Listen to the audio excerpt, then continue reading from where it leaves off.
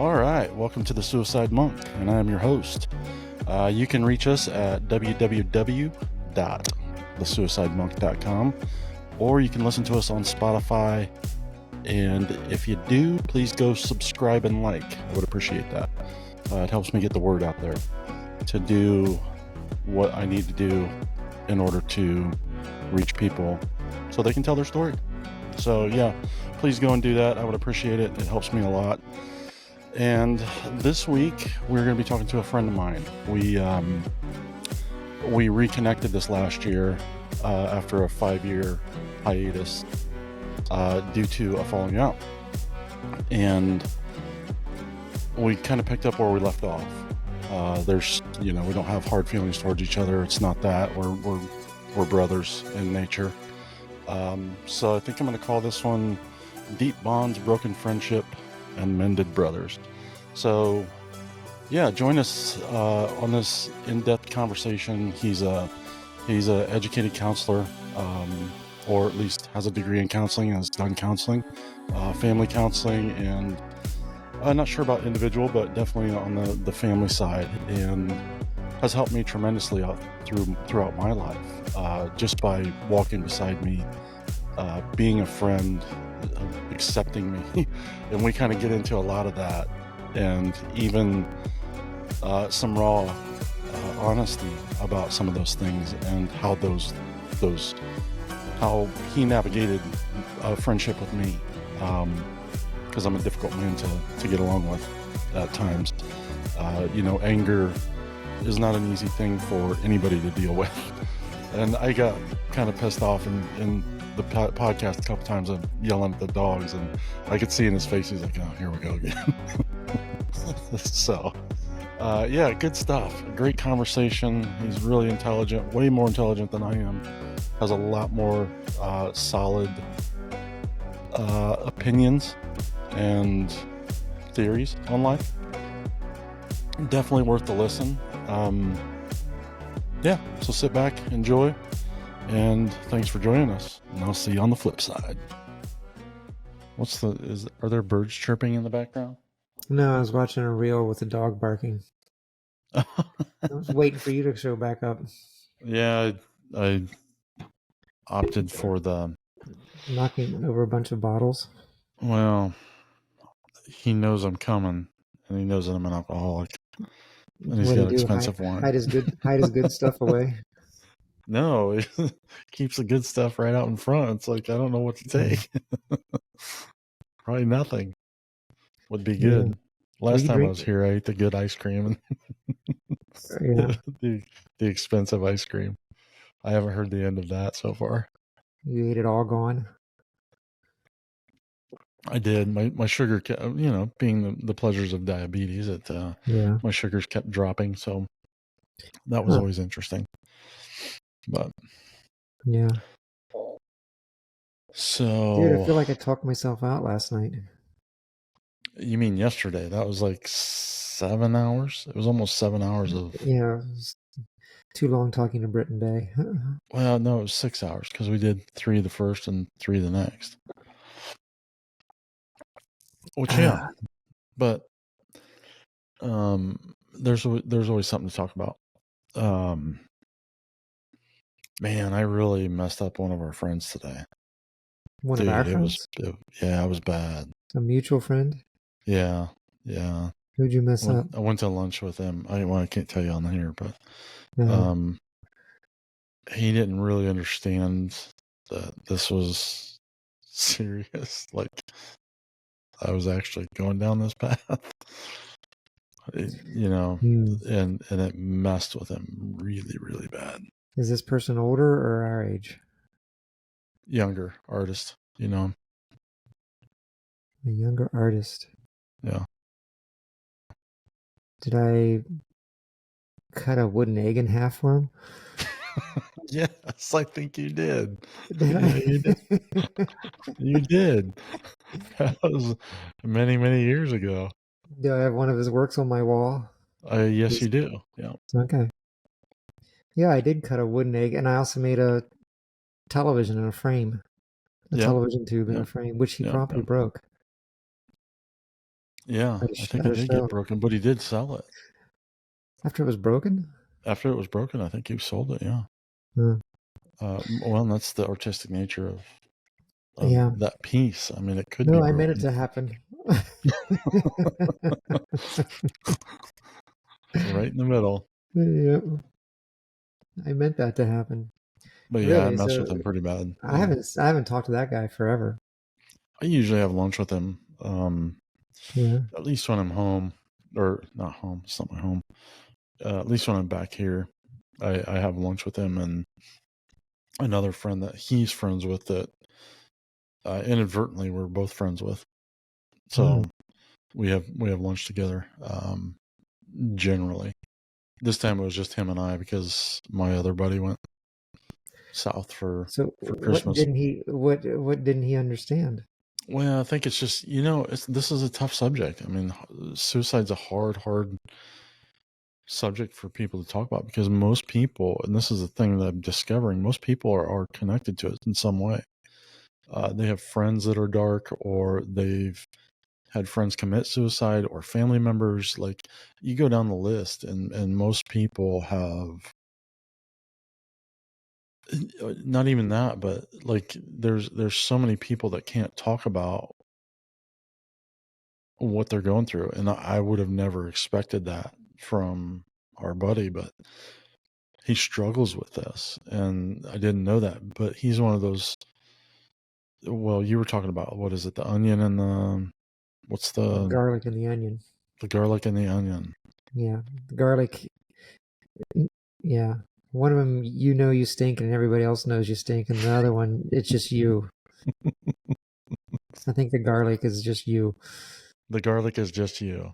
Yeah. When you eat an You don't onion, smell the garlic until you open that fucker up, right? yeah, yeah. You know, it's like And the onion always if you eat stinks. something with garlic, it's gonna if you eat something with garlic, it's gonna haunt you personally the rest of the day. But if you eat onions, it's gonna haunt everybody else. I Right. forget the analogy, but it's a garlic and onion. I gotta, there's something about that. It's the people who don't. Basically, the premise is that it's the people who don't talk about it that are actually most dangerous to themselves. Oh, 100%. I agree with that. And even from my perspective, I don't get to talk about it very often. I'm lucky enough to have friends that can tolerate, but those moods that you experienced from me, those really dark down places in my life, Yeah, were because I didn't feel like I could talk about what I needed to talk about without misunderstanding. It's not even necessarily ridicule, it's misunderstanding per se. yeah, And it wasn't just necessarily our conversations, it was in general, period. Like, the taboo aspect of it was already in place. So I was just lucky enough to have friends that would listen to me in this process, at least as much as they could, because it's hard to listen to somebody who's emotionally a victim because they're not moving forward, they're not standing on their yeah. own. So And that was me. this friend you were talking to today, then he couldn't get his head around it because he struggles himself, or Well, it was difficult to enter into it because he was having a really difficult time even having the conversation, which was sad for me, because it's like I just poked a, for lack of better terms, a demon that haunts him. Um, and that's something that he hasn't dealt with yet, yeah, and has never really walked alongside it. I think it's just a haunting thing for him, yeah, and this talking about it is new, um, which is interesting to me, because it's like, how do you not, like, when you suffer in the way that like I physically saw him suffer today, how do you hold on to that for so many years? And now this is just the beginning of yeah. trying to do something about it. I don't know. I mean, don't you think that there's many, many areas in our life where we all live in shame to talk about what we feel, what we want, what we desire, our darkest, our darkest moods are, you know what I mean? It's just like, I don't know, man. We're like consumed by shame or guilt and shame, sometimes. And look, I'd love to lay it at Yeah. religion's feet, but I really don't think I can, because I think people, that's almost a universal thing. We feel, we feel ashamed of who we are so often. And so that drives us into our own little cubbyhole. It's amazing like how mentally weak you can become by something creeping in.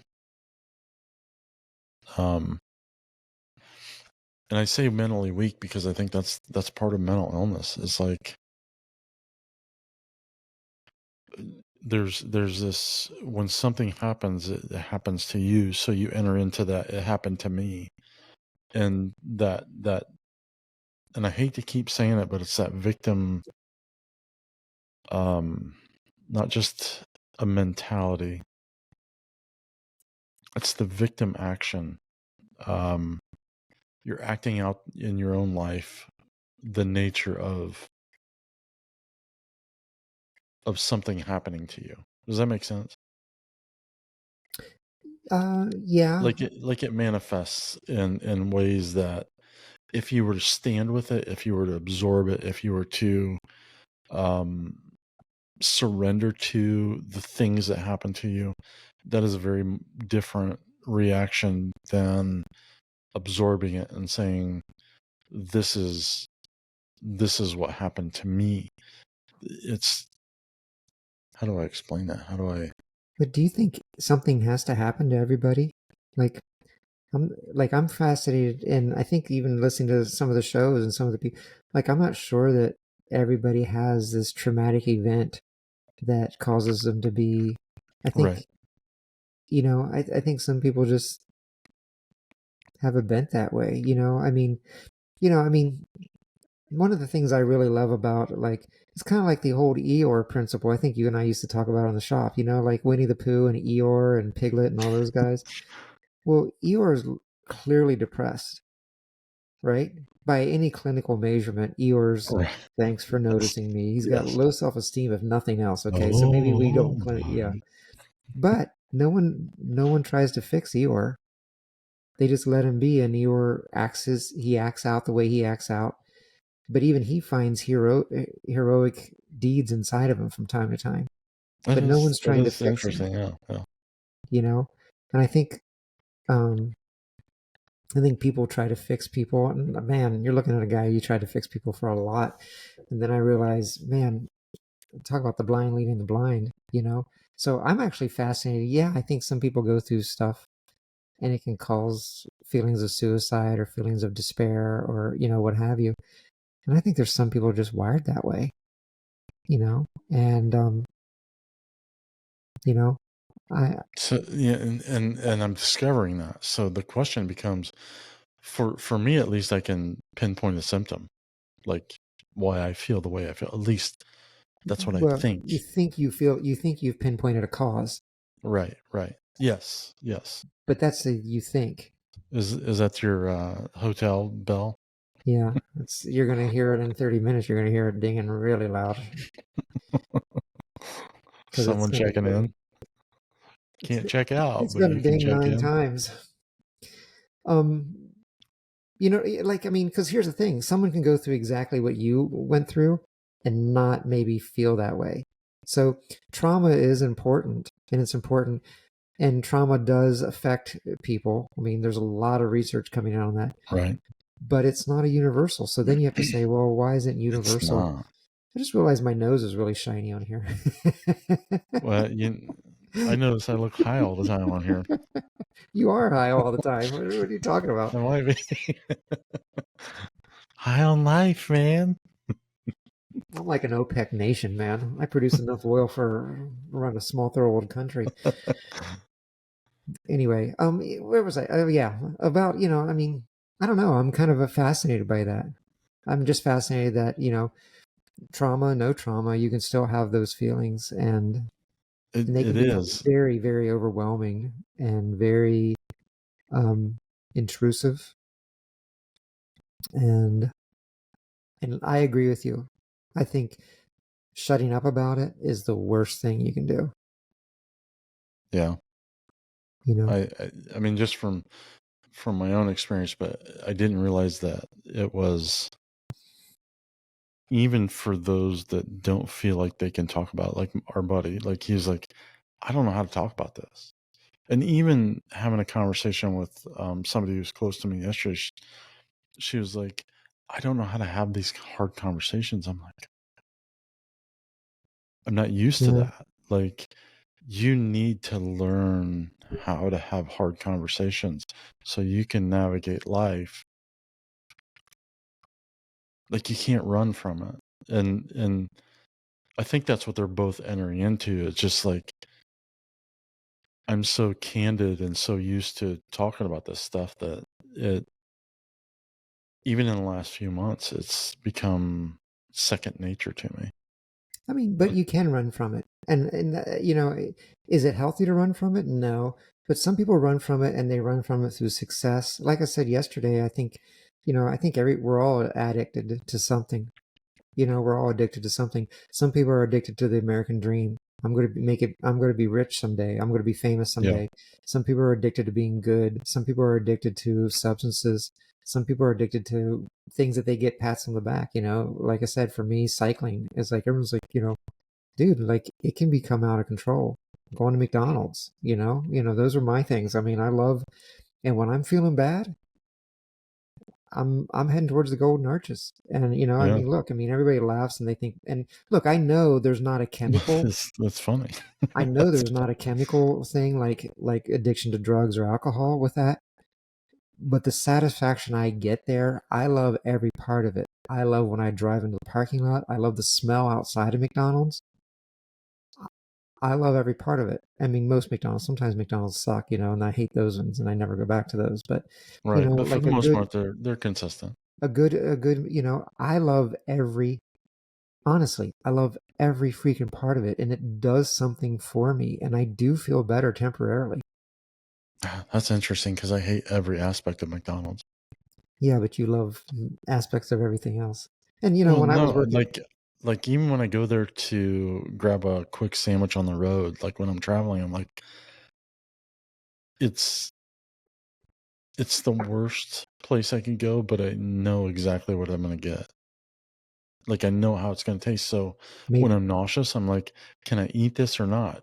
And most of the time it's like, well, I can have that 2 cheeseburger meal and it's gonna number be okay. seven, number Yeah. seven, make it large. I'm like, Um, can you make it small? We don't do small anymore. It's extra no, large or super large, yeah, jug, juggo right? fry. We are trying to make you fat, basically. I mean, so yeah, I guess what I'm saying is, is like, yeah, there's the added negativity of drugs and alcohol, where it can start affecting your life in ways that are really bad, and the additional chemicals can really take over and really mess with you. But like, honestly, like I feel like those addictions, and all addictions are, is they're a way of covering over what you don't want to talk about, what you don't want to deal with, what you maybe you don't even have the ability to deal with, right? Well, yeah, and I've been thinking about that a lot lately Like because, some people. Go ahead.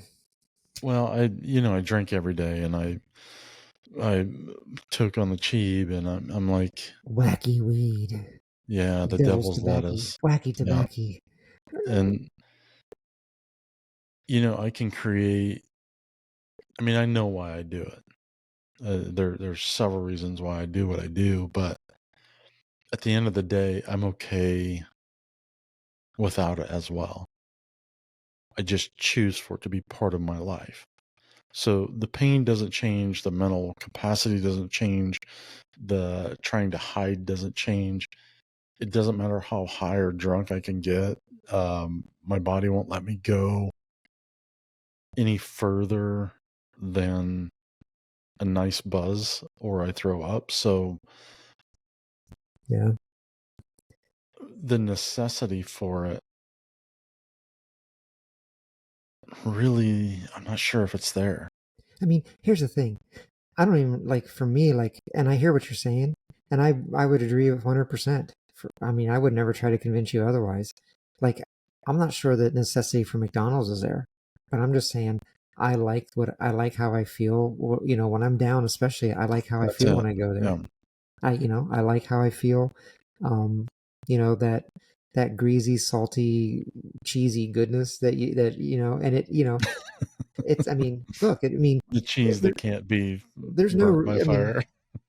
I mean, it's. It could be Here's the thing. melted, but Like, not burnt. I'll take the hit because even though I know it's temporary and it doesn't cover up what I'm feeling, it's something that I can feel. Like, I think sometimes when you don't feel anything at all, you'll give an awful lot to feel something. And some people think addictions are about not feeling at all. Sometimes I think it's about that, and sometimes I think it's Oh, about yeah. just feeling something. Actually, I think you're correct. That's why people, I have a couple friends who cut themselves. It's because they want to feel something. Yeah. It's not about not feeling. They already don't feel. It's about actually feeling something. That's a Yeah. good point. So, And even with drinking, I'm more vulnerable to those deep emotions, yeah. that have proven for me to be healing when I lean into them and not navel gaze on them. Yeah. I mean, If when I was working with, some of the chemically dependent people I work with, they'd get all clean and then they'd start gambling. Oh, I spend $150 a day in scratch offs. I'm like, what? right, you just went from one addiction to the other. And dude, that's what we all do. Like, I Yeah, mean, I think I'm 54 and I'm feeling, I'm starting to feel, I don't want to say I feel tired. I don't feel old at all. So that's the funny thing, but that's because I'm in probably the best shape of my life. right. And that's because But you're a a yeah, because biker, a I'm cyclist, probably addicted to something good for me for once. right? um, but I don't know where I was going with that, but All right. So you were saying you yeah, remembered what you were. I'm at a certain age. I'm 54, soon will be 55. And realistically, like, I have to really look at how I've spent, my adult life, and it's like, I mean, you know, all the things you thought you were when you were young, you realize you're none of those, and that's sad. But then you realize you're other things, and that's happy. So it's not like it's all sad, but I wouldn't Well, say that's that. true. I That's wouldn't say true. that I feel suicidal because of that, but I would say my mood is definitely darker now because of that. Not because I feel like a failure or something like that. Just because you realize, I'm not going to be Warren Buffett, and I'm not going to be, Is I'm that not Jimmy's going to. brother?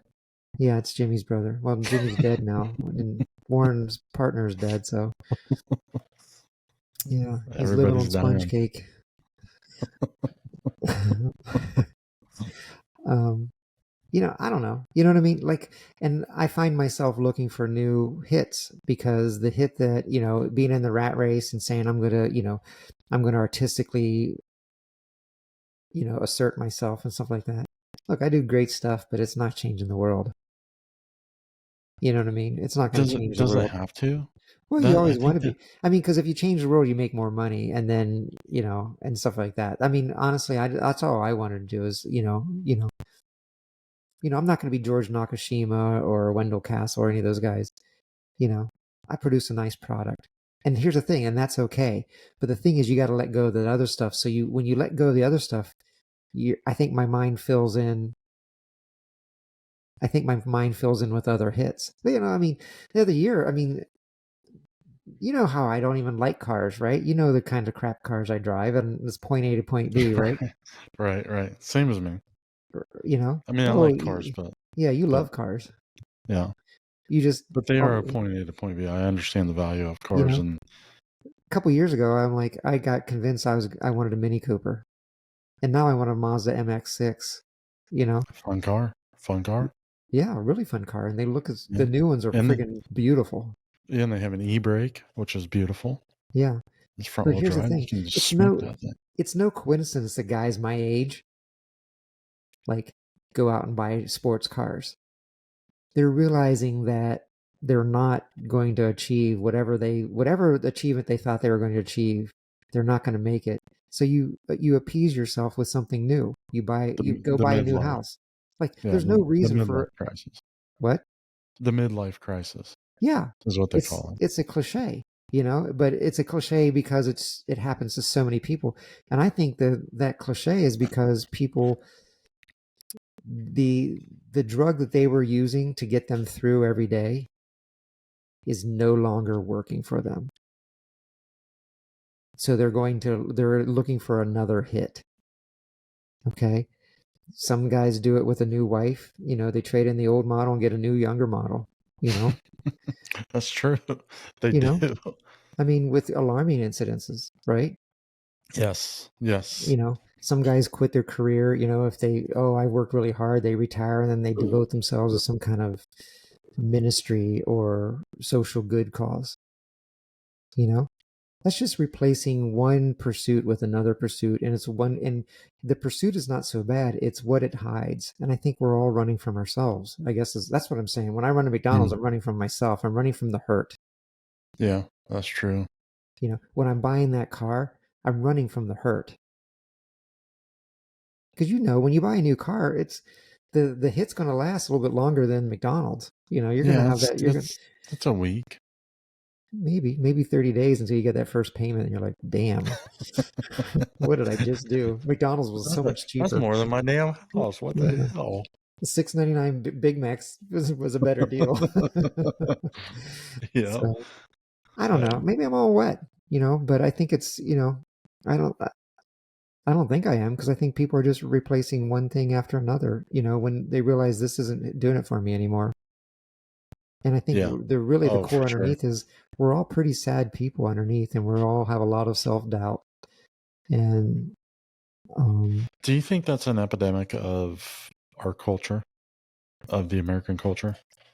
And the reason I ask that is because when I went to Spain, I saw, but maybe they don't enter into the depths that we hope, but there was community amongst the people. And if you tried a little bit in their language and you were respectful, they would invite you in. And if they liked you, you would be invited back. And if they didn't, you were just part of the evening, and that was yeah, okay. So do you think that like that replacement, that unhealthy replacement, and that's where I'm kind of going with that, is like, even if you replace it with like exercise and what seemingly looks good, is that new addiction any better for you than what you just left? Yeah, obviously if you're smoking crack if I'm smoking and crack, and I mean, that's the thing. Sometimes I think but here's the thing, like there's crack addicts that are 30, 40 years they've been doing this shit. Like it hasn't killed them. And actually makes a them lot ugly of though. it does, like they're leather skins, but you know, But so does McDonald's. well, McDonald's will do that too. Crack and McDonald's crack. That is Maybe I'll true. just That try. is true. Maybe I'll give up McDonald's and just start trying crack. Just some Mm, freebase. you get done. No McDonald's, no cycling, just all crack. You'll get to where you're going, that's for sure. You At know, least for a I, short time. I don't know if I don't know if it's an epidemic or not. I do think that we isolate ourselves. I think isolation is increasing, True. Yeah. You and think 2020 encouraged that? And people just got used to it? I think we were on our way. I mean, people sit in their house and watch television for 4 hours a night alone. Yeah, true. I think we were already on our way. I mean, Prior to I that, it just think kind for of amplified some it. people, when they started working at home, I think that reduced their one social contact. For most people, that is their social contact. Then That they is leave the true. office and they go home and they're with their family who they may or may not be able to stand, for long periods of time. And Well, and that's where you find romance also, is in your workplace. Unfortunately, even though you're not supposed to, that's actually where you find it. well, yeah. I mean, if you're, yeah. Well, I mean, you're supposed to, yeah, you're not supposed to even if you're single, I guess, anymore. But yeah, Right. But it happens no matter what. So yeah. So I just like, think it's the isolation. It's the not talking about it. hmm, which is interesting. And I'm starting to see more people, more, not necessarily in this realm, but in the mental health realm, of people popping up to speak out against the fact that we can't speak, that, that there's no voice, which is really good. I think I'm like, Yeah, so there's a shift in mentality that's happening in our culture, and we're on the beginning, um, maybe on the cusp of that, yeah, but it's been in the works for, like, it doesn't get to this point without it being a process that has been yeah, working for a very long time. Um, which is exciting because it gives people voice that have struggle, and the yeah, dude, I just can't wrap my head around, why would you not want to talk about it? Why would you keep this to yourself? Why would you suffer in agony alone when you have resources? I can't get that wrapped around my head with our friend, like my buddy, our buddy, our friend. Um, it's taken him, I don't know how old he is, but 35, maybe close to 40. I no, don't he's got know. to be 40. So, but he looks way younger than that. So I struggle with, like, age wise, but Yeah, that's a long time to carry something without ever speaking out. And this is just yeah, the beginning of that. And to only rely on, um, your spouse or a significant other to carry that weight. Wow, that's interesting, because that would be the interview before the last one, and that was the two suicides, widow and 5 children was the episode, and that's exactly what happened. He didn't want to speak out. He wanted to carry this, but she ended up being the one to carry his weight because he was unable to release that to anybody else. yeah. So, and she didn't know how to carry that. Man, that's interesting. I mean, sometimes when people start talking about it, they feel worse at the beginning. Like, Exactly, and you should. and you're like, I feel worse. And so then they back off Hmm. rather than push through it. It's kind of like exercise. You go out and you're like, I feel terrible. you know well, that's why you should go out and do it tomorrow too, and do it Yeah, again. 100%. It Yep, because it does become easier. In other yep, words, but I think people expect to feel great, and what they feel is they feel exposed, they feel like it didn't do what it was promised to do, you know and I mean, sometimes, sometimes there's not an answer to these questions, but just talking about it is really important. Like, maybe right, just yeah, letting go of the yeah, answer is that there doesn't need to be an answer. There just needs to be a feeling, and someone saying, I feel that way sometimes too.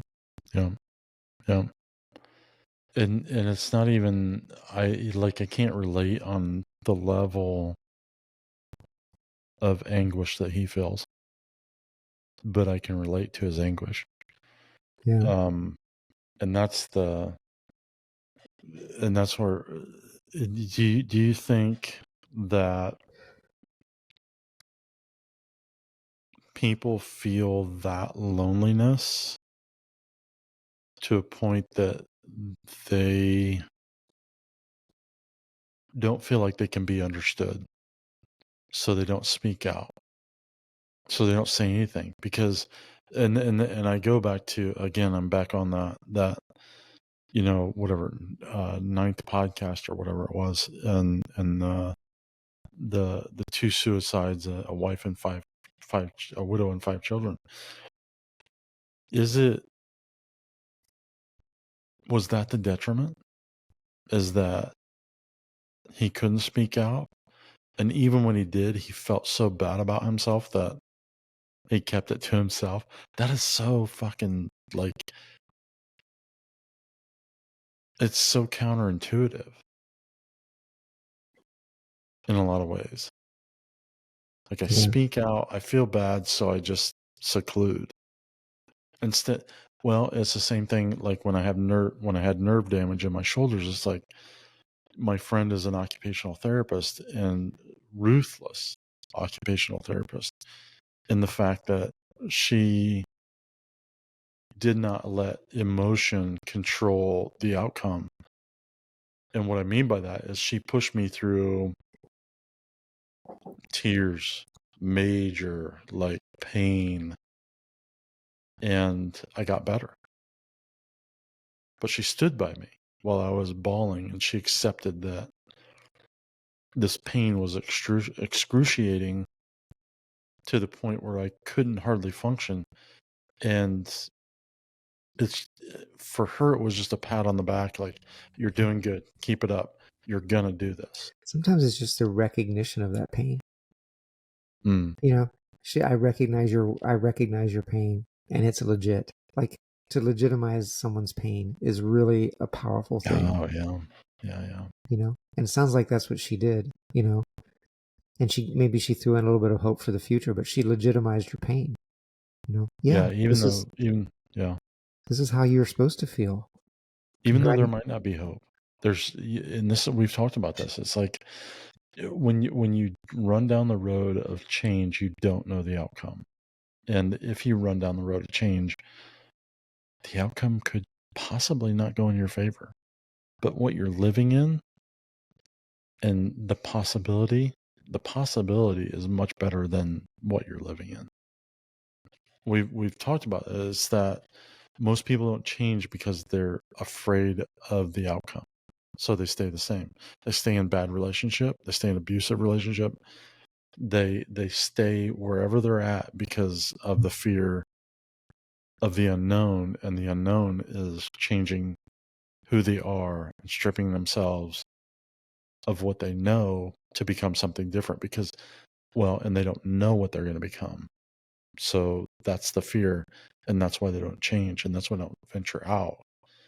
They see the potential, but they're afraid of the potential outcome being bad. Or what if I try something and it doesn't work? What if I try something I still fail? You're giving it, it's like you're leaving, you gotta leave your safety and your security, and I don't know, it's like when you're riding really long distances on a bike, and you have to go from point A to point B, and when I've done that with people who've never done it before, I'm like, you're going to have moments on this ride where you don't think that you can go on, usually around the 75-mile mark. You're just like, oh my gosh, I got 30 more miles. The first time you've done it. I said, but you keep on going, because in 10 miles, you're going to feel different. You may feel worse. You may feel better. There's no telling, but you won't feel the same.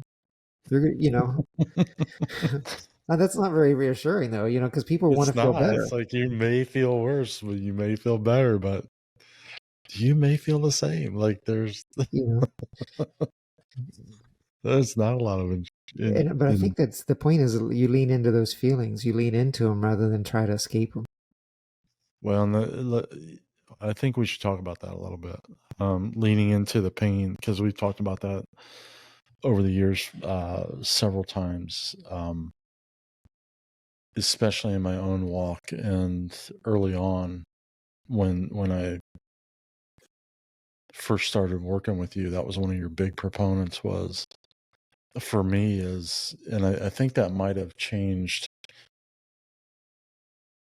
trajectory for me in a way. Um, How's that? well, leaning into the pain, it's the same thing as like my friend says. She's like, when you lose friendships, that you've served your purpose and they've served their purpose. And when you lean into the pain, you give less power to the pain. You Mhm. actually embrace something that is trying to destroy you. So when you lean into it, it now becomes a learning mechanism instead of a detriment. And that was one of the big things that you taught me. Now I know that wasn't evident, obviously, right away. It took me years to figure out how to lean into that and to rest in it and to be part of it and to move forward in it.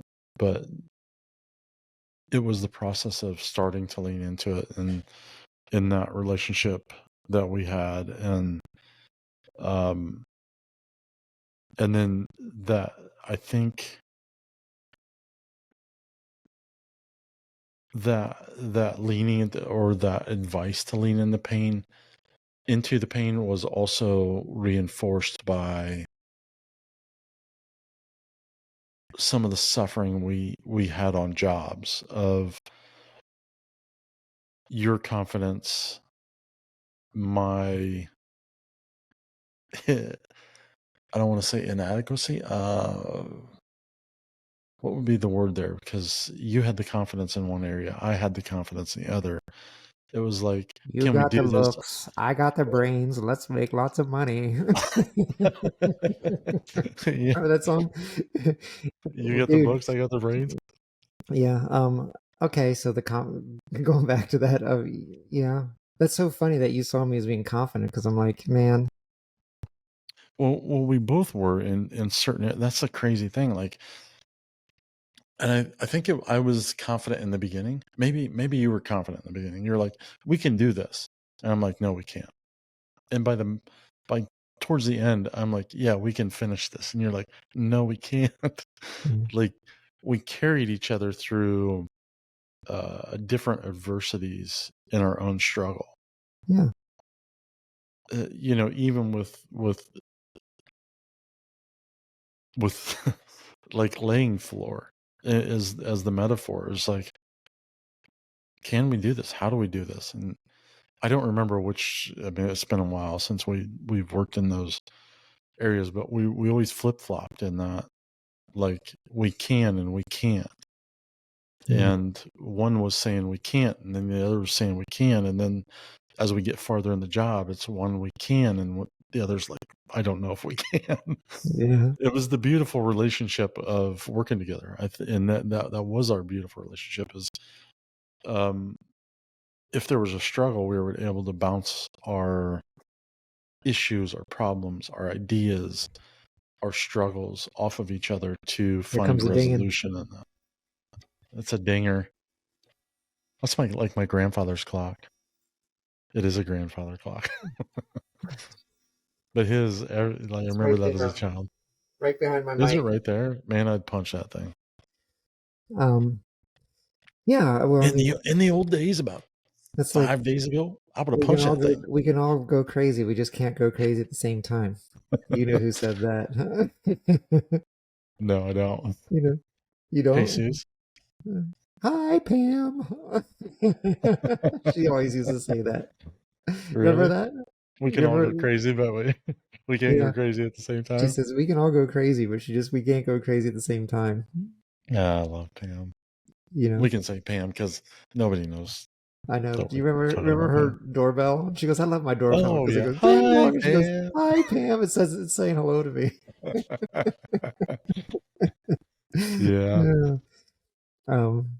Anyway, someone may figure it out someday. I Well, I doubt mean, it. that's the thing. I mean, here's the thing.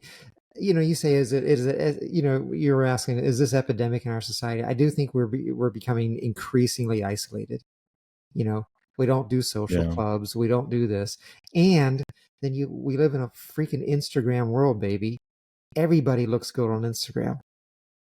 You know what I mean? Except for Everybody, me. you know, some two-bit woodworker, you know, does some river epoxy table, and he puts it on there, and people are like, "That's beautiful."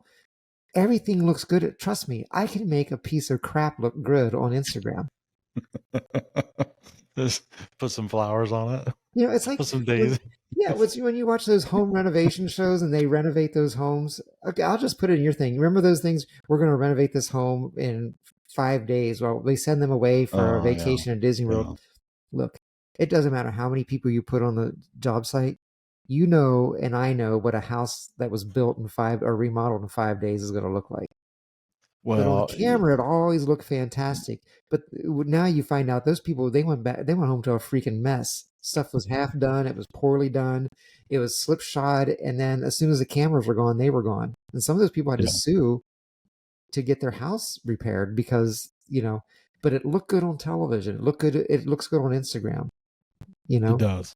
and And we live but in a those world also where that's had. valued highly. So then if you're going to, you know, you always talk about exposing yourself on the internet. I'm slightly uncomfortable with that term. I kind of like it because it's.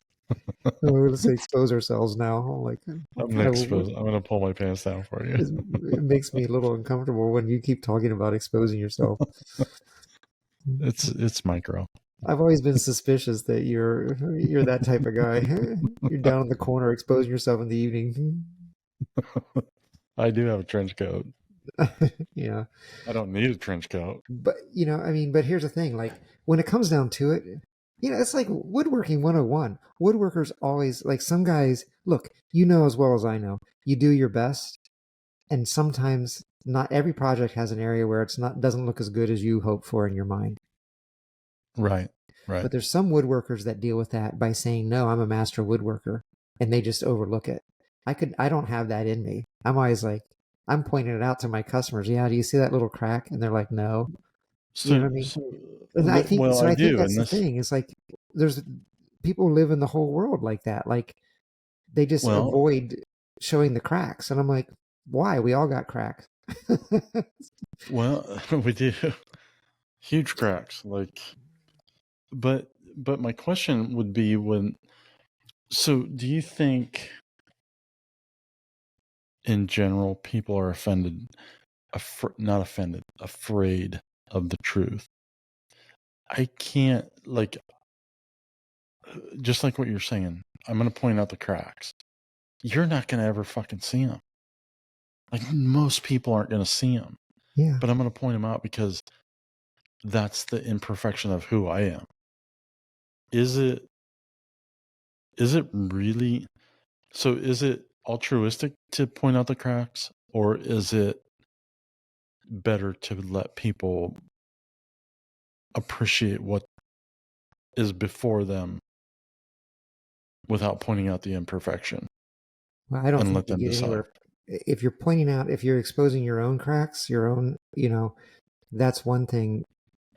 You can't expose other people's. Like they have to either go on that journey or not themselves, I think. In other words, and the way you invite them to They go have on to the journey, expose their own cracks. yeah. Like, We come up it's with gotta get any full way to butt cheek discuss right this here. any way to discuss this differently than they got to expose their own cracks. You They're can't expose like, their crack. You can't it's expose not their our crack for fault. them. It's not our fault, man. It's not our fault. Somebody made the two words coincide, so, or the one Yeah, word coincide with. you know, dude, like I'm very aware of people are that are very close to me, are so private and avoidant of talking about anything. They won't tell you about their doctor's appointment. They won't tell you whether, you know, Right. oh Yeah. yeah, I just tested positive for, you know, possible whatever. And like they don't want to expose that to anybody because there's some kind of, you know, they're afraid to expose it. They're afraid that that'll give someone a one up or that'll make someone feel bad for them or that'll be, you know, and it goes round and round. And it's like, I just think it's like really important to invite those people, you know, like you don't have to, you know, you don't have to talk about it, but here's who I am and I'm going to talk about it. But I'll tell you about my colonoscopy. Speaking about crack. well, here's the thing: is talking about it not only good for you, but if you're in relation, isn't it good for those that you're in relation with? So here's the thing that I recently realized. As it was before I went to have breakfast with my daughter the other day. I realized I need to be more I need to be in a relationship with her, not just her dad, not just someone she calls. All right. Putting your hand over the microphone was very effective. I just want to say, just want to say, You're welcome. well, you're not hiding any crack there, Britton. But I realized that I needed to enter into a deeper relationship with her. The unfortunate thing is that my time is limited now. So, other than the fact that there may something may happen that's miraculous, doubtful but miraculous. Well, you got to And be we kind open of to talked it, about that. right? Well, I am open to it, but there is also the realization that I'll like I can't bluff this. You know, I can't bluff this. I mean, you know that I fundamentally don't want to see you even. I know that. You know what I mean? As your friend, I fundamentally don't want to see you. But I as know your that. friend, I'm also like, I understand. You know, um, like I think you talk about walking the path and stuff like that, and I think that's great. I just don't think we all know where the path is going to go.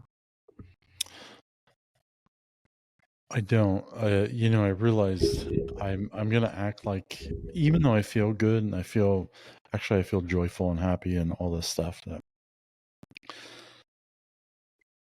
I did put things in place that, well, I can't take back, and there are things that I mean, the reality is I literally can't live without a refrigerator, literally, because of my medicine.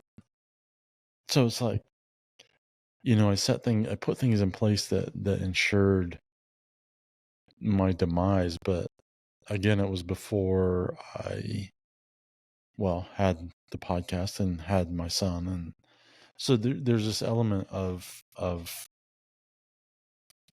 faith that I've entered into for myself, despite what anybody else believes, and I don't know. When we talked about this yesterday, it's like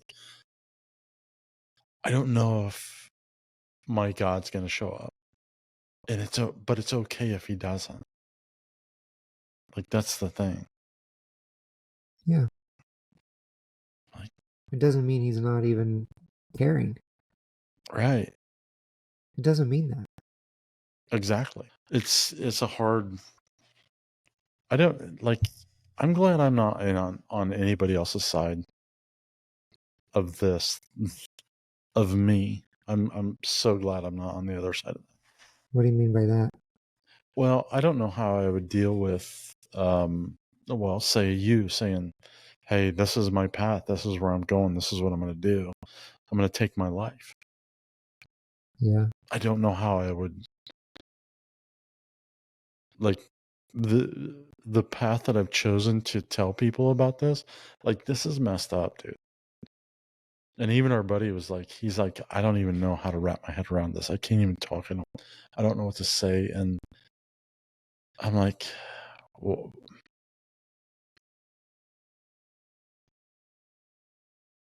what did I just do? Did I just do it again? Did I just fuck up again? Like, By what? By telling them that where you were, what you're thinking about? Well, not necessarily that, but looking forward and looking to the future, and I can't let any aspect go. So I look at the result of what I'm going to do and look at it as a reality of the consequence. as much as I can. I can't understand fully, but I mean, I try to put myself in that position. I bet I'm 70% like on the side of understanding the detriment of, unfortunately, losing me. And that sounds like ego, but it's really not. It's like, if I were to lose my friend, if I were to lose somebody that I loved, that I had conversation with, that I was intimate with, that fed my life, that, and it's just like our relationship. I would look at it like this, like the depths of our relationship and what that means to me. How do I live without that for the next 20, 30 years? How do I not be part of that? How do I accept that this is the path that I've chosen, that or that you've chosen, per se, since we're talking in that, since I'm talking in that realm.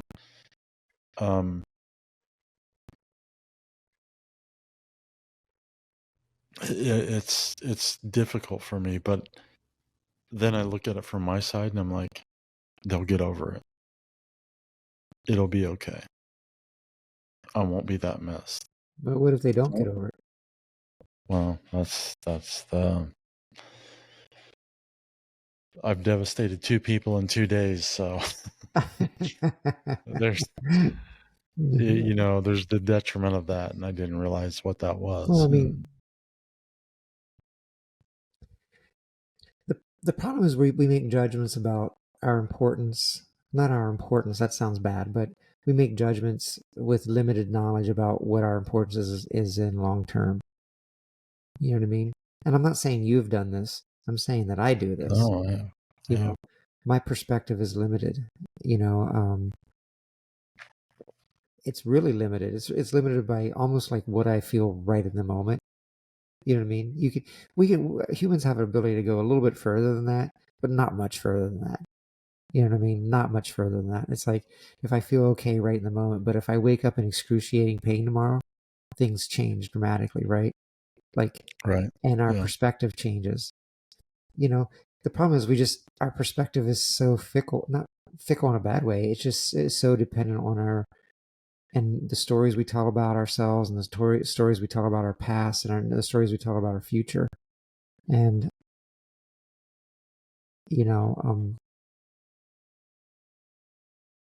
I think, I don't even know where I'm going with that, but I think the narrative that we tell ourselves about our past and about our future is very, very influential about what we do in the future. But then the problem is our narrative is never really 100% factual.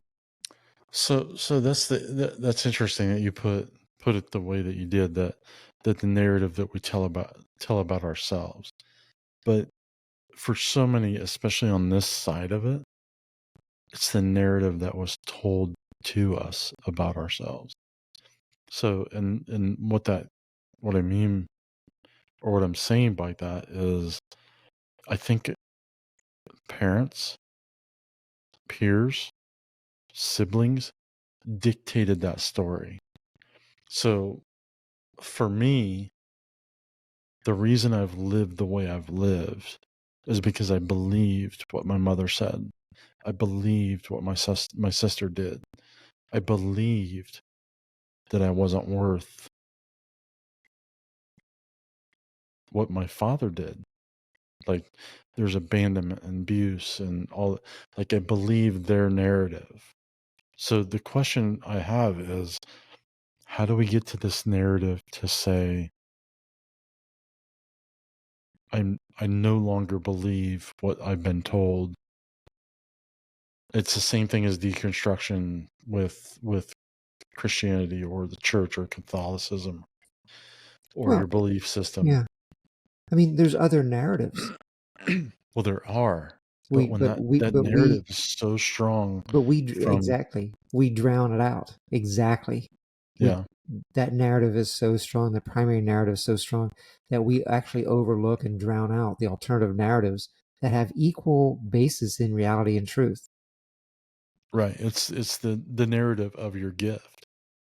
or gifts that you don't believe. Yeah.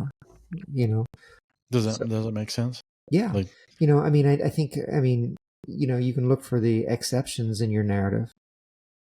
Britain, like, you talk about feeling alone. You're the most social person I know. You're out with people and interacting with people far more than 90% of people I know. But you don't see that. well, I see it, but I still feel alone. Well, yeah, we all feel alone. That loneliness comes from youth. It's not, and that's what I've realized. And that's the hard thing to see is I do have people around me. I do have people that are like, "Hey, let's go do this, let's go out, let's go." And maybe for whatever reason that doesn't work, but I do have that. I just never really saw it. It's hard to see that you have somebody that loves you and is walking beside you, Yep. whether that And be an uncle, a sister, a brother, a mother, a father, a sibling, or a friend, well, it's hard to or see. somebody. And even if you see it, then you also can minimize that. You can say, yes, Yes. but Yep. yes, I do have this, but that doesn't change.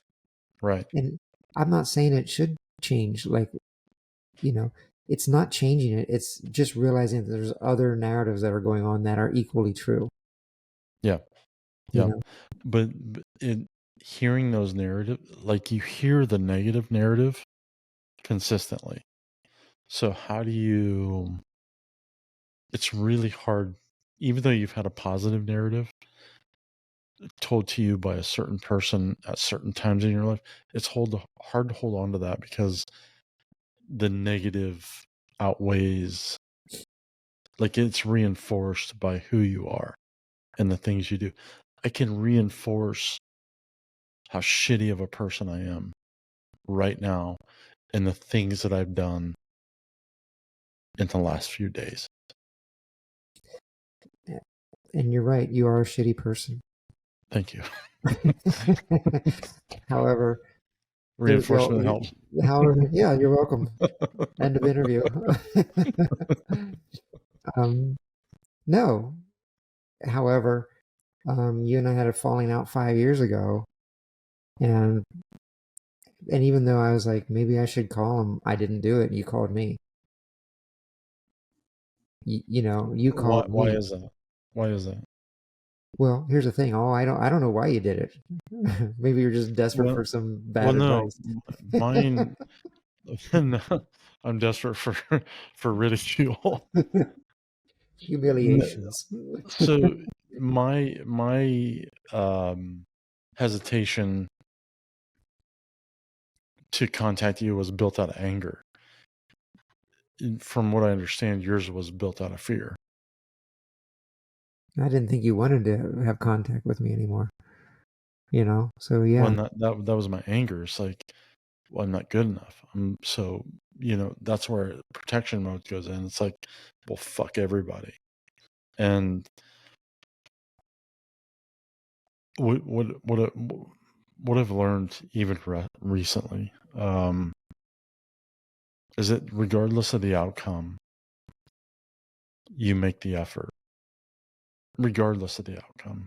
Yeah.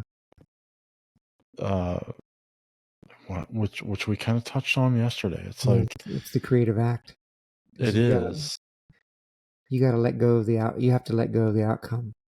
Yes, you just show up. Yeah. You show up, you do the work, and then you sit in your faith, your misery, that comfort. You can sit in your own misery. Like you embrace the misery. You don't sit in it. Discomfort. You Let's embrace be it. honest. Sometimes you do the work and then no one, and you're discomfort. You're in misery because you did it. But at the same But that's time, okay. I think that's the beautiful part. That's okay. That's okay. Yeah. Like I did it. I did what I was supposed to do, and now I can't control anymore. And I'm going to sit in this presence of, well, I would say spirituality, because I think most people are spiritual in nature. They may not be Christian in nature, but they're most people are spiritual in nature. I've met very few atheists, mostly agnostic. So there's what the hell? There is the Piper. That was gross. There is this spiritual nature that people rest in, and if you can rest in your spirituality or whatever that looks like to you, if you just show up and do the work, if you just show up and say, I did what I could do today, and now I'm going to rest. What does that look like?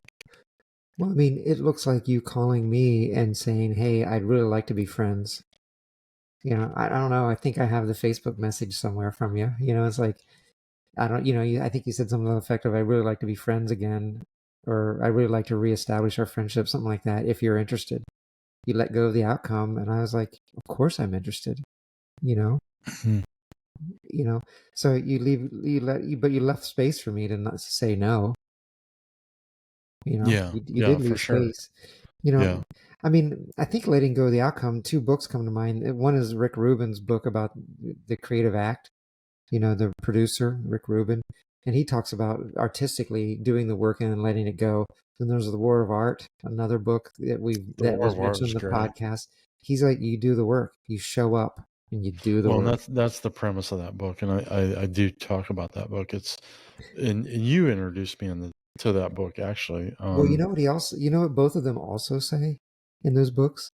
They also say that your creating is not time for editing. Okay? In other words, when you're creating new work, you're not editing. You're just trying to get word. If you're a writer, you're just trying to get words on a page. Editing comes later. Okay? And I'm not sure in our life. I see you dealt with your anger so well. We're back. And we're back. Welcome And I to the Suicide Monk. And I've found such peace in my life that I never yell or get upset because my spiritual guide is guiding me. No, you know, like those books talk about like editing time comes later. Your job is to get it out. Here's the thing in life, I'm not sure there ever is editing time in life. That's what happens when we're dead. You know what I mean? And then there's another book about grit. I think it's about grit. In other words, being gritty is like sticking to something.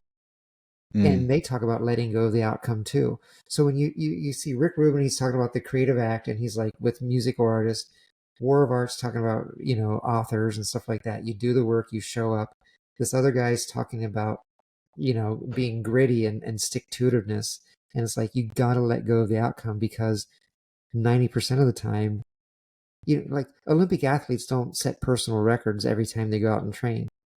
Sometimes they go out and they do half the effort. In fact, most Olympians do like a half of the effort that they need to make for an attempt at competition.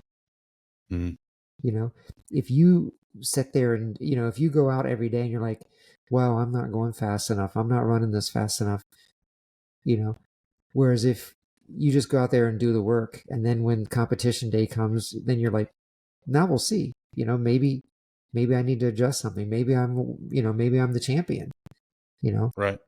You know, but it's really funny. All those books talk about like letting go. It's not your time to edit. It's your time to do the work.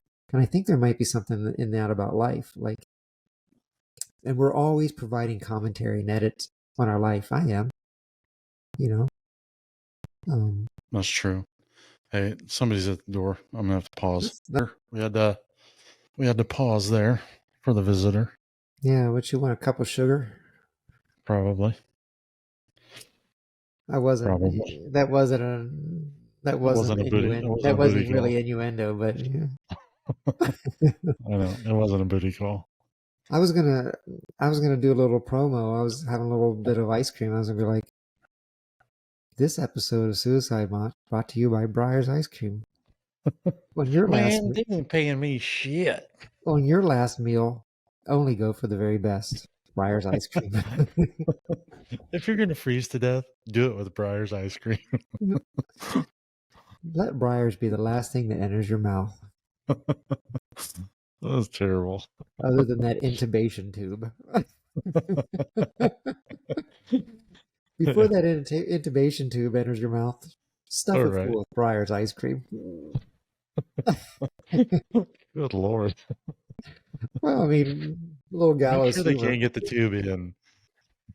Yeah, don't release any of that shit. No, like this. Honest, I mean, we joke about it and stuff like that, but I think that's, this is important stuff. Here's the Yeah, thing: I think so. I mean, don't you feel like you're feeling more alone? The older I get, the more alone I realize I am. oh, I'm totally alone. Like, But I think that might be getting old. I Older. think so, but there's, we miss something about this intimate relationship we're supposed to have with a partner. Um, there's this reciprocation of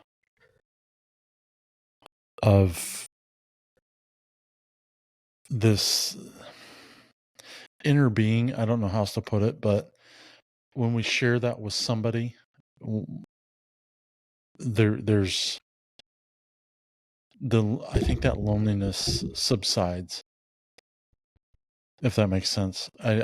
That's, it's a theory. It's not it's not No. even, well, it's a belief, but it's not something that I've proven. I just think that that's the way it should be. That's the way it's supposed to be. There's this intimacy that we're supposed to have that we don't feel lonely in. And I don't think many people experience that. Yeah. I'm not sure that it's supposed to be like intimate, like within a marital thing, or that always helps. But I think it's like intimacy is just like, you talk about exposing yourself. That is intimacy, is like Well, taking it the is. risk, Yeah. that someone's going to say something or going to judge you, or they're going to distance themselves from you because they're not comfortable with whatever. You Right. know,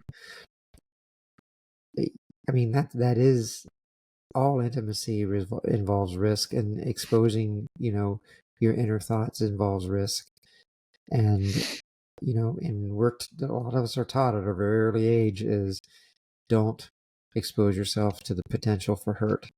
And so you end up being alone more and more and more and more, in your thoughts and in your own. Okay. So say somebody exposes himself, and then this goes back to earlier conversations, and they don't respond in a way that nurtures or helps, or maybe they respond illy, in an ill way. Yeah, Is that the indication that this is probably not the relationship? I think so. I mean, I would think so too. Like, if somebody's like, you can respond, like our buddy today. He was like, Mhm. I don't know if I can support you. I'm like, dude, that's okay. It's okay. I understand you're struggling. But we had the conversation. Yeah, So then the question becomes, like, I'm like, if this messes with you, dude, I do not want you to support this. I want you to get you straight first. yeah, And like, that's my biggest concern, is like, you get your head straight. And if you can support me, that's great. If you can't, I get it, man. But thank you for the conversation. Like, now I know where I stand with you. It's like, yeah, maybe I need to walk on some of those eggshells for a little while, but I'm yeah. also giving you opportunity to work through the process, that we're friends, we're intimate friends, and then we have this conversation. But you can't wrap your head around me not being here for the long term. I'm okay, dude. I'm okay with that. I think when you reach someone like our friend, today, if he says, "I don't know if I can support you," that's still conversation. Oh, it's great conversation. You know what I mean? It's when people either judge you and say, "Well, you can't do that," and tell you what you can or cannot do, or when they don't talk about it at all. You get the stone wall. You get the I'm not going to discuss this at all. Those are the people that you got to let them go, and not in an angry way, man. Maybe they got to do that to keep themselves safe. Maybe they're not at a space where, Well, and that's what it was. It was like he was like, I'm in a low spot right now, so I don't know if I can support. Hold on a second. All better. it's all better. All better. That dog. Yeah, I don't know. Like I'm really, I don't know. I don't believe in letting friendships go and stuff like that. I mean, I tried that, and it's not really who I am. But at the same time, I also like, you can only take certain things as far as they want to go, and then you just say, okay, if that's where they're at. I mean, I know, when you get pushback from religious folks and say, well, you can't do this because, you know, suicide is some kind of unpardonable sin, or taking your own life is, I'm like, I don't know, what's the point of having any more conversation about suicide with them? So we kind You of know what I talked mean? about Like, this, and we touched on this. It's like with Judas. Now we'll go biblical a little bit, and that was like, I even mentioned that today. I was like, if Judas would have waited a day.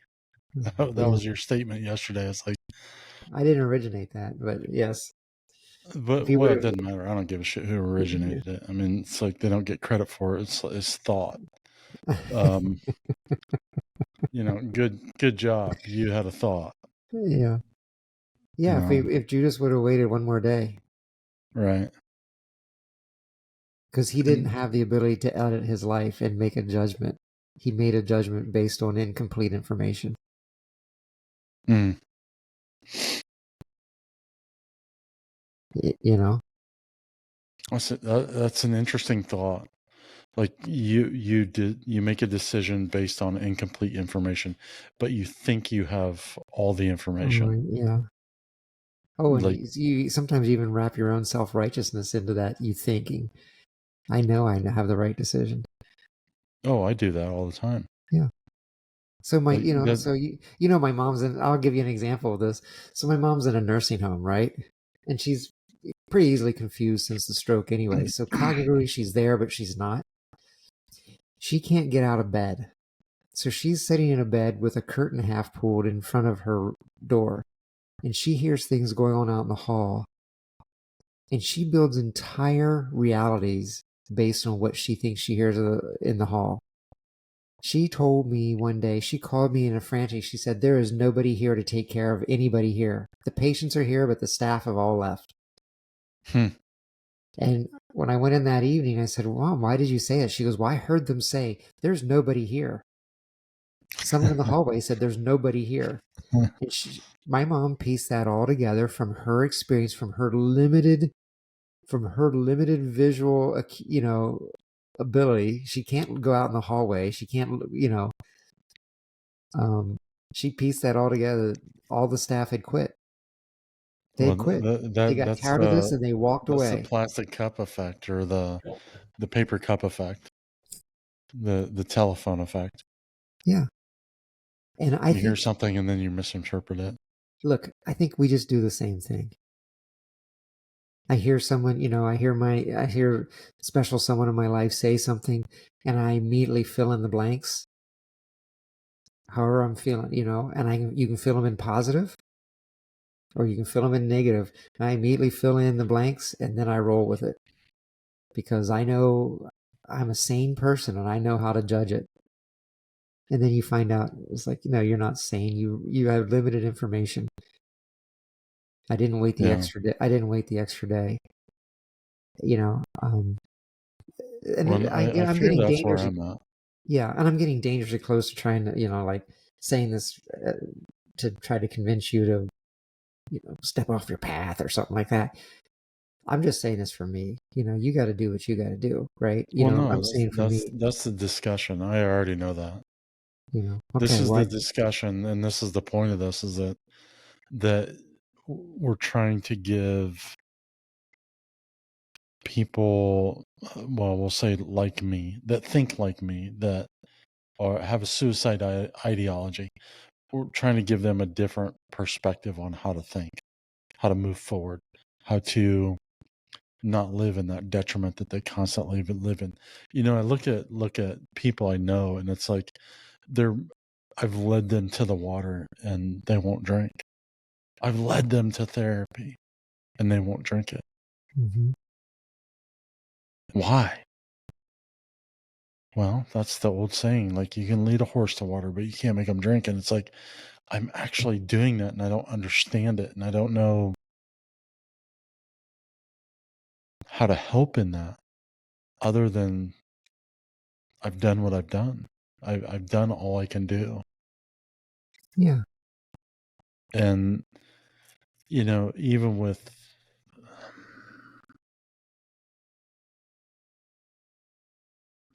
my own son, I've led him to that water.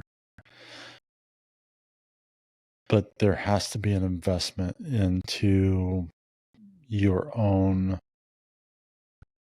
recovery, your own mental health, your own life, your own forward momentum. And if you don't invest in that, you're probably not going to get anything out of it. And there's this element that, and I'm not saying my son or my friend but I want somebody to carry me through all of it and make things better. That is not reality. You have to get up. You have to stand up. You have to quit laying in bed. You have to start exposing yourself. I would say, like I said, I would say that the thing that I've really been fascinated by the podcast is hearing that not everybody has anything that they point to, they just were born this way, they were just born with feelings. And I have people in my life that have been, that they're like, no, I wish. Sometimes it's like, sometimes that's harder. You don't know why you feel like that. Sometimes you're looking for something, you're looking for some trauma, or you're looking for some past, to make sense of why I feel this way. Yeah, for sure. And you do have those people. It's like, what, like, there's no pinpoint to why I feel the way I feel. Yeah. And I'm really fascinated with that. I with my history in mental health and stuff like that, no one ever talked about that. Everybody always talked about that struggling with suicide was a struggle, and B, which we could talk about that, and B, that there was always a reason that, you were depressed. He was depressed. She was depressed, or there was trauma. There was, Yeah, there was a reason. There's a reason. What happens if there isn't? Well, that's what I'm wondering. That's the tough one, because how do you speak into that ideology that haunts somebody that when they don't have a cause, a seeming cause? And I know that's hard to understand. It's like, it's really hard for me to understand, but I've discovered that in... Hold on. I don't know. I just think there might not be any reasons, And So if there's no reasons, how do you enter into that to where you can walk beside somebody that struggles with that? That's the hard part, is that you is a don't hard know. part. But that's where you have to say, well, we have limited information. That's where you're like, wait, do the Judas Iscariot, wait another day. The story's not finished. Wait another day. Which is really funny, because isn't that what, you've been through AA, isn't that some of the stuff they say is like just for today? Yeah, Like, okay, it is. most likely I I'll think drink. more it's about being present in the moment, but But we it's don't also think about waiting another day. And I do this often in my depression. Is if I feel bad, I know it's just going to be a rough day, so I'll rest. Yeah. So I can be good tomorrow.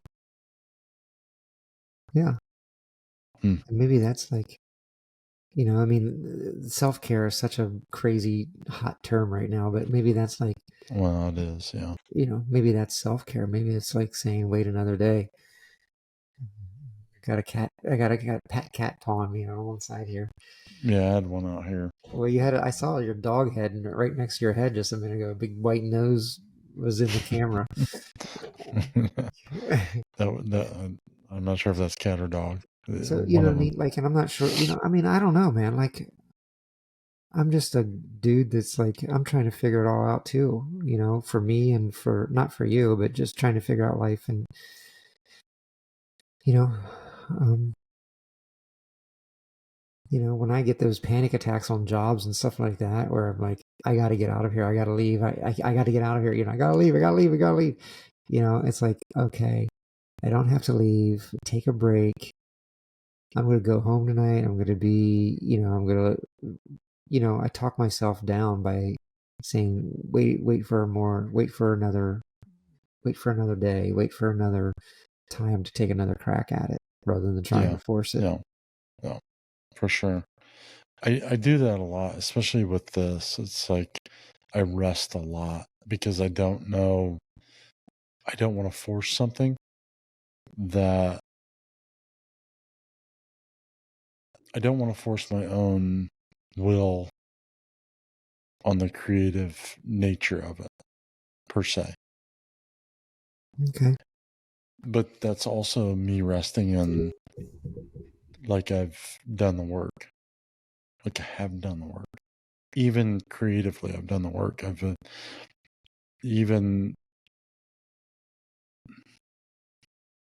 There are just those times where it's like, you don't have to produce any more than what you've done today.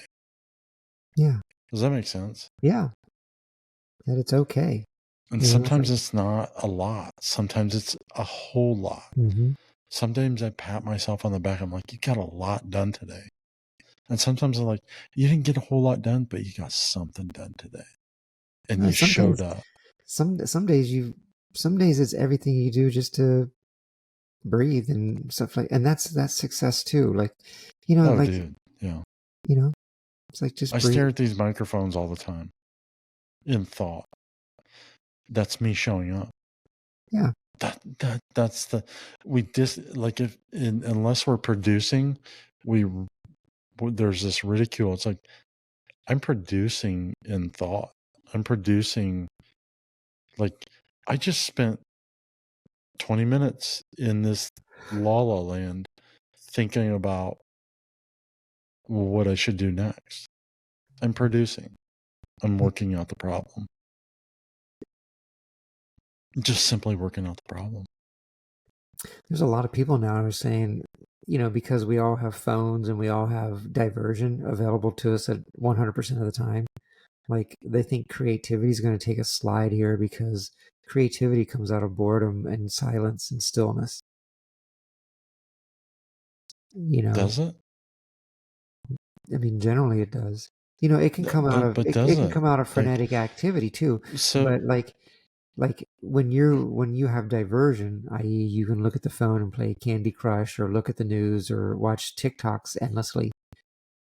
Chances are that's not going to produce creativity. That's just diversion. That blows your creativity for sure. It blows it. So there's some people who, like, I've heard this discussed several times. They're like, this is the end of creativity because people don't. Think about when you're a kid. When you're bored, when you and your friends are bored and you have nothing to do, that's when you started inventing shit. Yeah. We made up a new game, and it's throw rocks at each other or something stupid, but that's what boys do. It's like, we made up a new game. It's like, dude, because avoid the rock. Yeah. Don't get hit by the BB that's being shot at you. Yeah, I mean, which maybe we should not, but some ideas are more creative than others, but you know what I mean? Like, but people aren't bored anymore, and people have diversion, and wow, they are bored, but they're bored in the diversion. Yeah, that's a crazy thing. I know. Like, they'll stay bored in the diversion rather than do something that is creative and moves them forward in their life or their relationship or their family. Man, Yeah. that's messed up. So,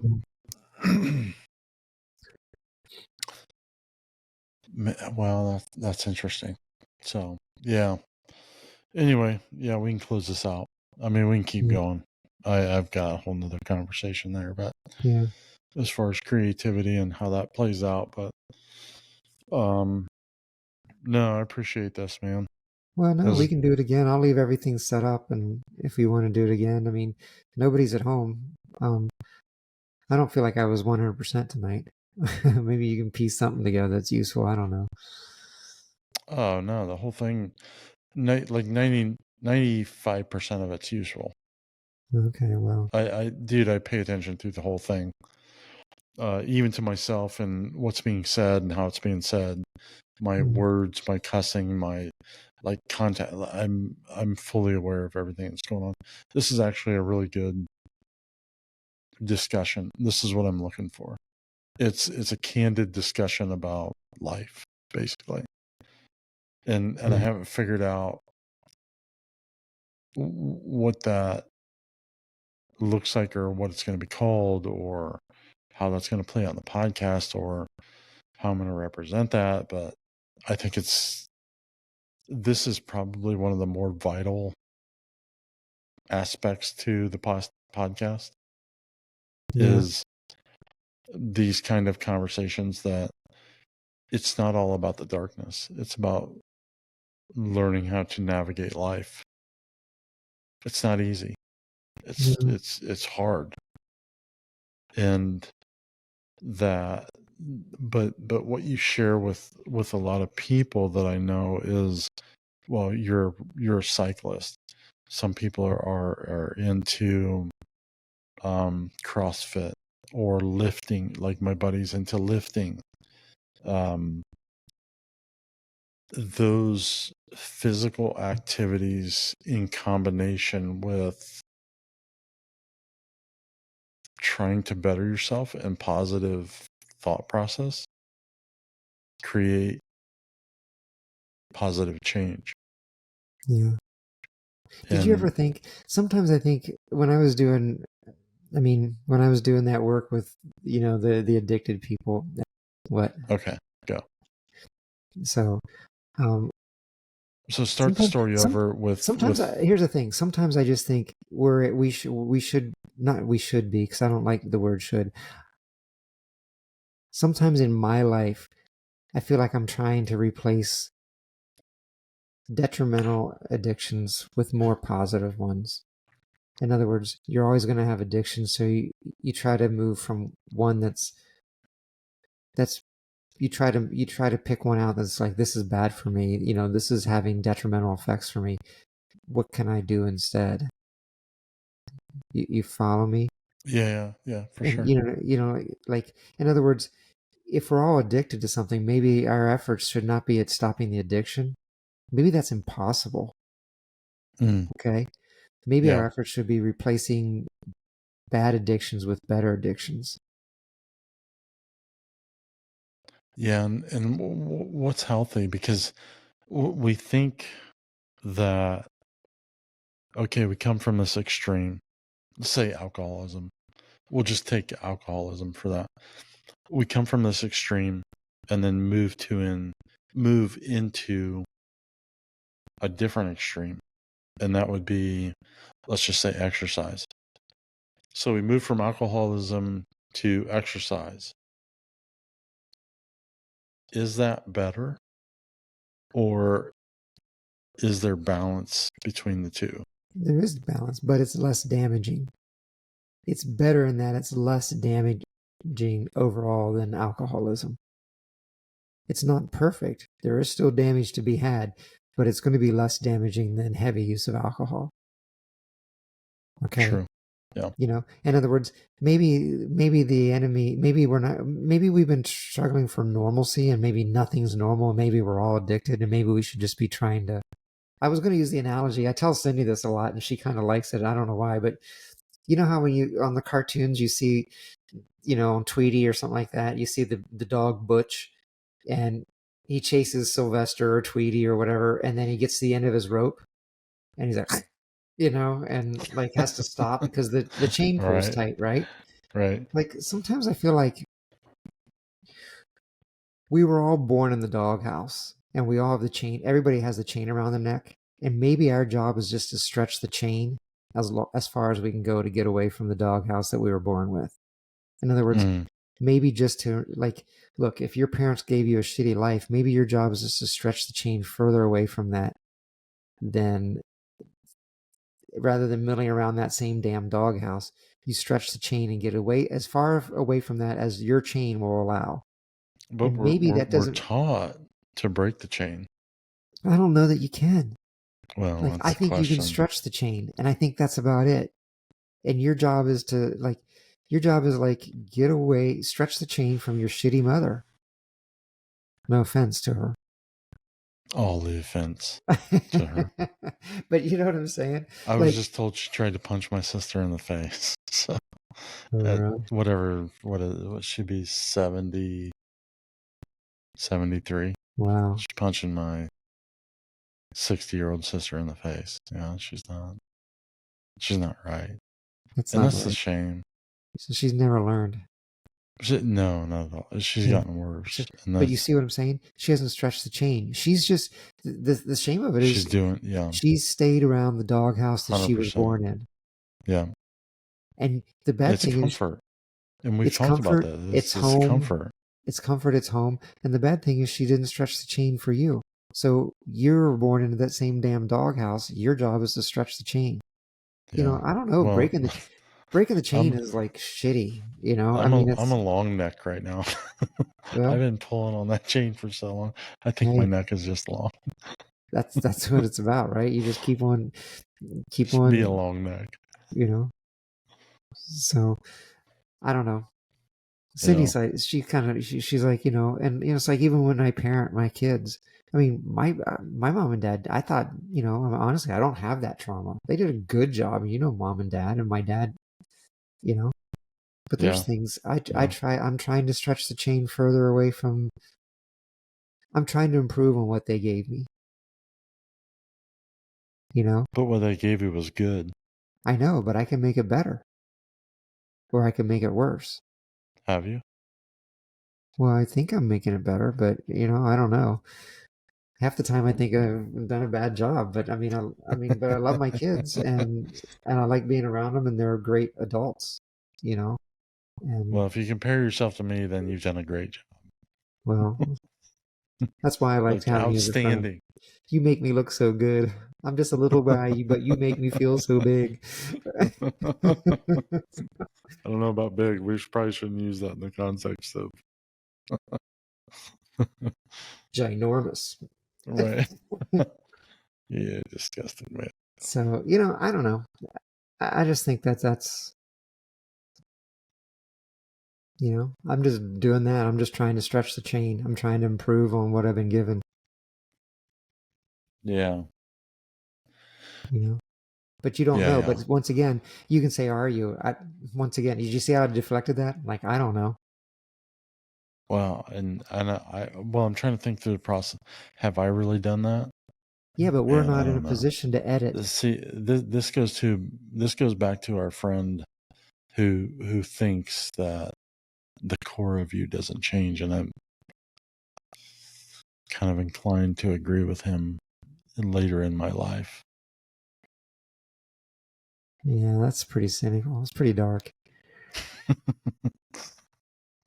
Then well, it doesn't mean you can't change your response. Move to India and proclaim yourself part of the lowest caste. Well, I am. I am part of the lowest caste.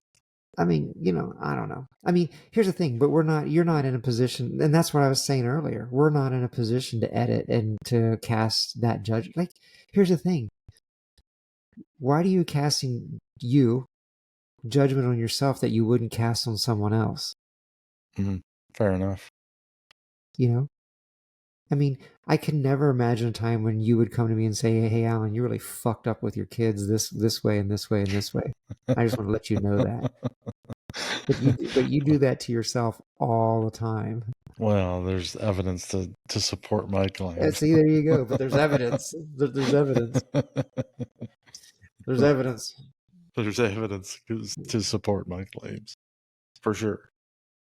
The evidence, For sure. I don't know. Well, and that's the thing, and I'm discovering this more, that the longer I run down this road, in the capacity that I am with the podcast and telling my friends that I'm going to take my life, is that I realize there's more to my substance than I gave credit to. People love me, and I don't understand that. Maybe it's not for me to understand. Maybe it's for me to just accept. Yeah, I think the last part is the hard part, is accepting it. Yeah, that is a difficult thing, because I think most people in my position, if they look at their life honestly, there's somebody that walks beside them, that's loved them, that's spoken to their life, that has served a purpose at some point in their life, and that's perpetuated through different people. Like, mine was sporadic, and I had people at a very young age say, you don't have to do this anymore. You don't have to be this anymore. You can live a different way. And they've walked with me for a short time, but nobody, and maybe that's the longevity of, and maybe that was our relationship, honestly. Like, I had that longevity with you. And you believed in me, oddly enough, weirdly enough. But that was, like, I missed out on the beauty of that. So if I were to encourage anybody, it would be to take an honest assessment of the people that stand next to you, not the ones that are ridiculing you, not the ones that are hurting you or putting you down, but or doing, or putting you down and then telling you that they love you, but those people that walk beside you that say, you can, you're capable, you're enough, you're worthy. Yeah. And that's what I see in you. Well, And that's why thanks. you're my friend. Well, thank you. I mean, that's What you I, did, man. I mean, that's what you've always done. That's what you're at. That's where you're at now. well, But I don't know that I recognize that until this path. Well, I'm glad you're actually seeing different narratives. It's ironic that you start walking down this path, whatever that is, and that's when the alternate narratives started opening up to you more. Dude, it's crazy. I ran into my pastor friend, who has been my mentor and friend for 30 years today. He was walking down the street, and I was like, my reverence for my faith has totally changed. My reverence for life has totally flipped. Because of this. Now, can I get myself out of this? Absolutely not. I set things in motion before this all started. So there's, that's the hard part. But again, I wake up and I'm like, I did exactly, like, it doesn't matter the outcome now. I did exactly what I set out to do. And it's not exactly the way I would have hoped it would become, but it is exactly what I set out to do, and that's to raise enough money to help somebody with therapy. And that's what I did. And I've done it. I cannot be disappointed in anything that I've done. And now I'm in the bonus round. I'm just in the bonus round at this point, at any given point. So being in the bonus round, you still show up, you do the work, and you sit in the fact that, well, for me, it's my faith. I sit in the fact that I've done what I can do, and I can do no more. And until something inspiring comes and that creativity comes, then this is what I know. And this is what I'm going to be okay with. I think you just need to continue to have the conversation about not just about suicide, but about mental health and about honesty and, you know, talking about the things that nobody feels, very few people feel comfortable talking about publicly, and this idea that we need professional. I mean, I'm all for professional therapists. Yeah. I used to get a Yeah. paycheck as, in that, from that field, Right. but at the same time, there's an awful lot of goodness that comes out of each one of us towards each other. And, Well, there is a lot of healing in the conversation. yeah. Just And the conversation. just the conversation and nobody trying to fix anybody.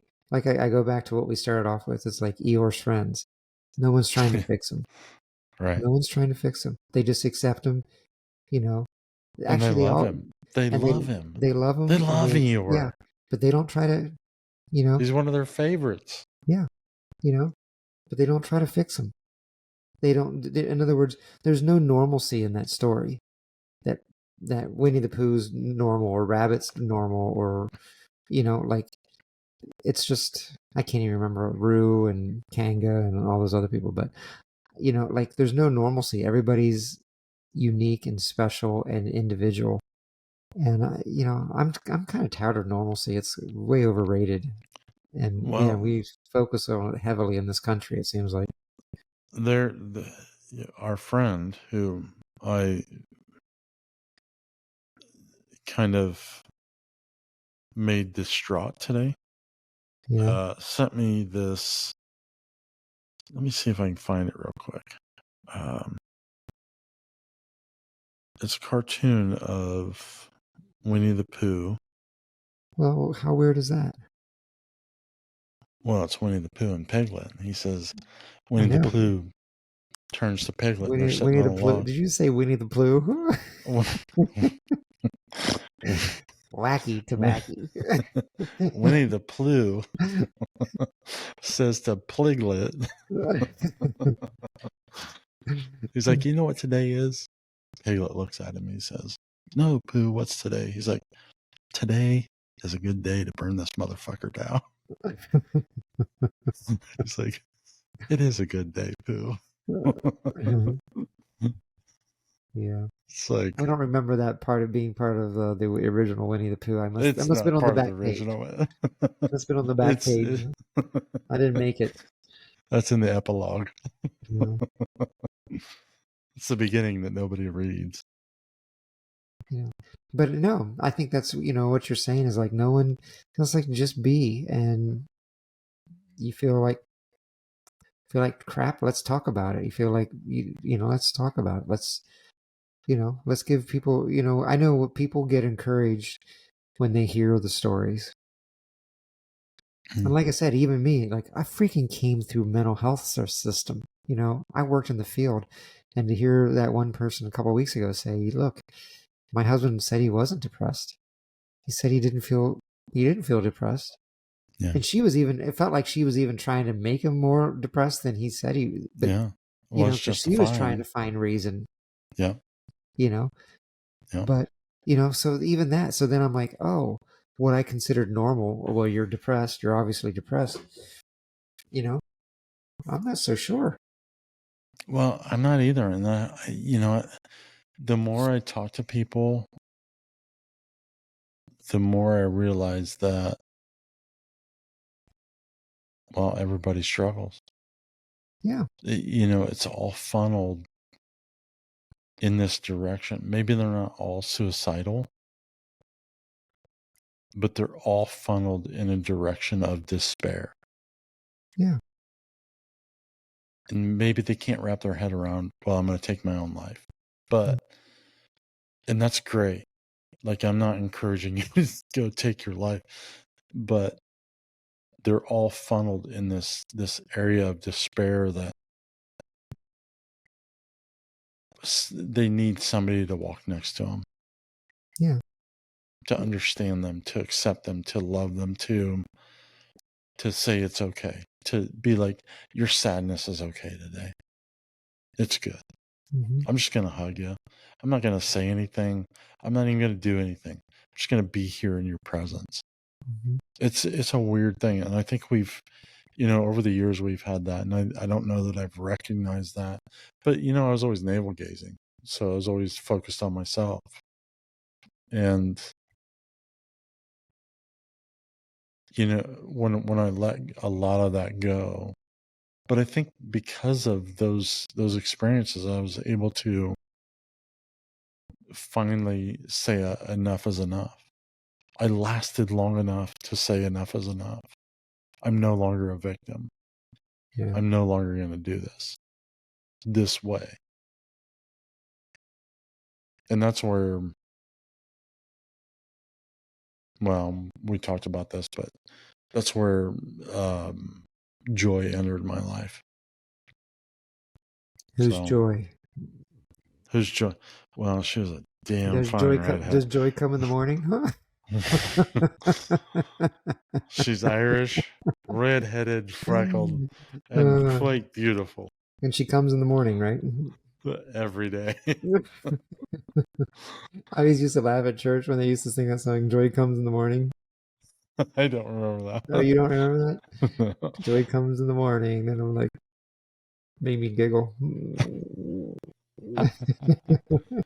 Hey, we're talking to a bird, and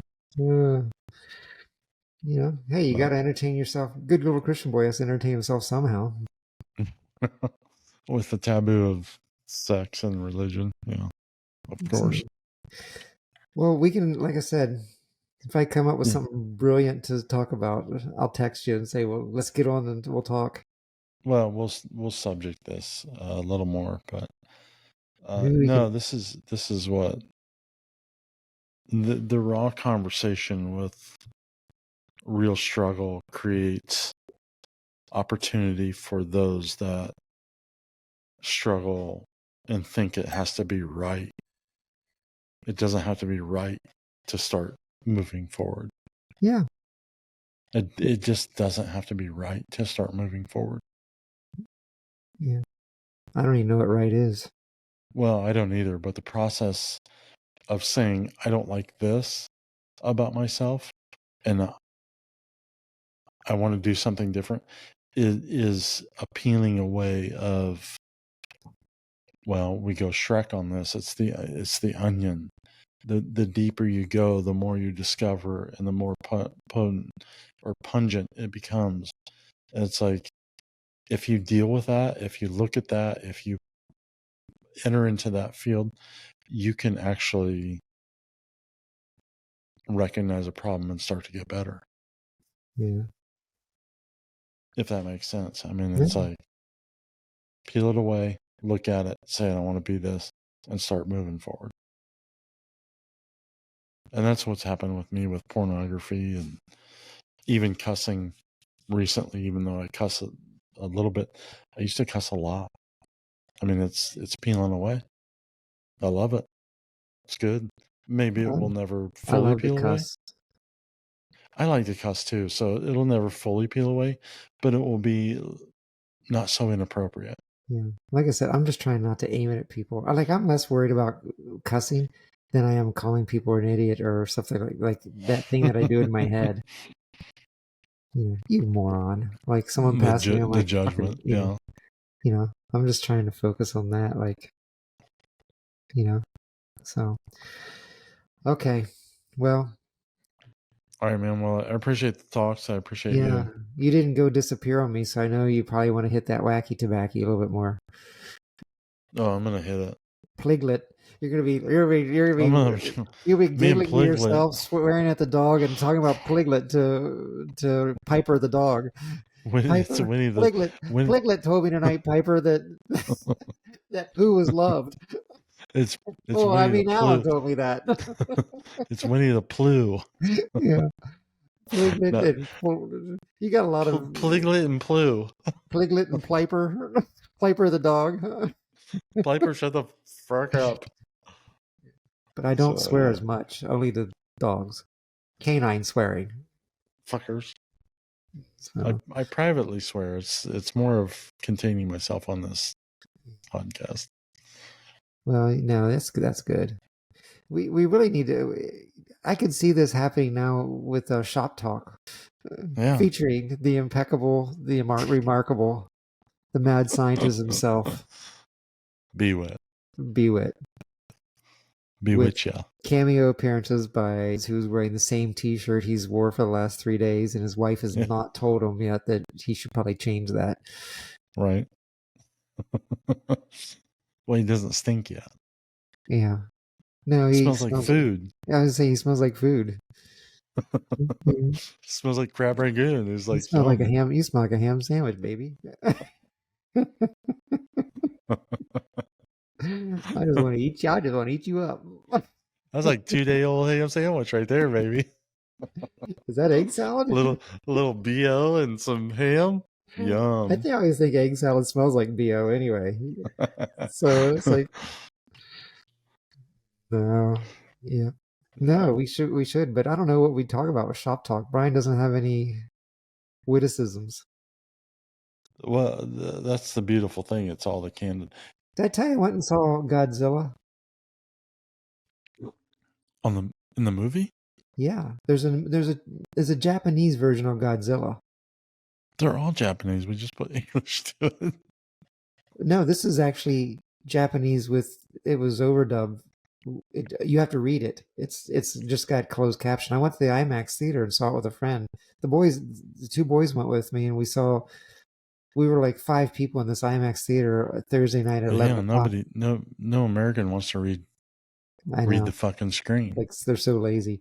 It was really good. But get this, Was it really? It was done on a $15 million budget. It had everything that a monster movie should have. $15 million budget is super duper low. And I was expecting like really sucky CGI. And I wouldn't say it was like the best, but it was really good.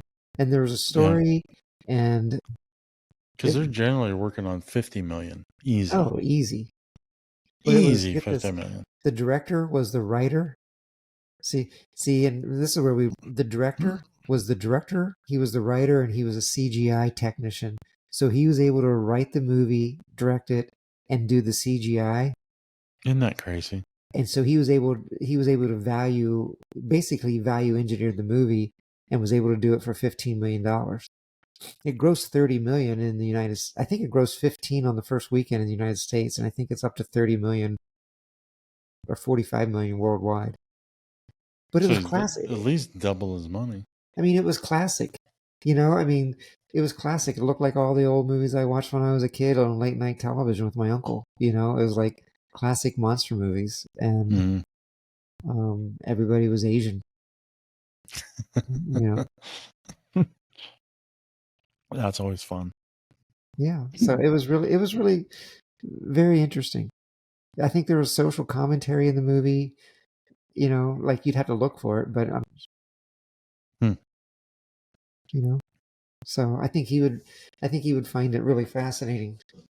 Yeah, I'm gonna call him this weekend and see what he's got going on. He had a knee replacement, so Jesus. He's recuperating. But I think he's walking around now. Dude, knee replacements suck. So, yeah.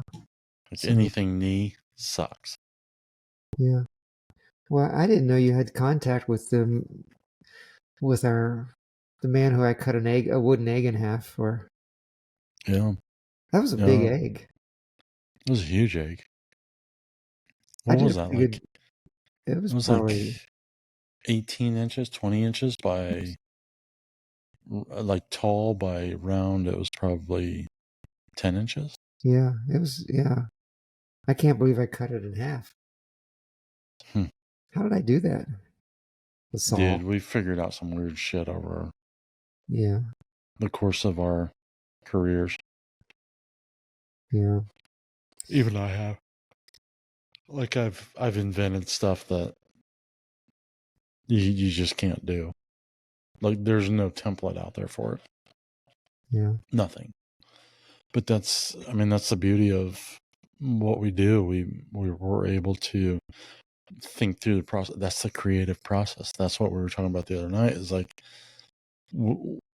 even math and science is a creative process. Yeah, for sure. And I can do geometry. I can do trigonometry, but I have no idea how to do it.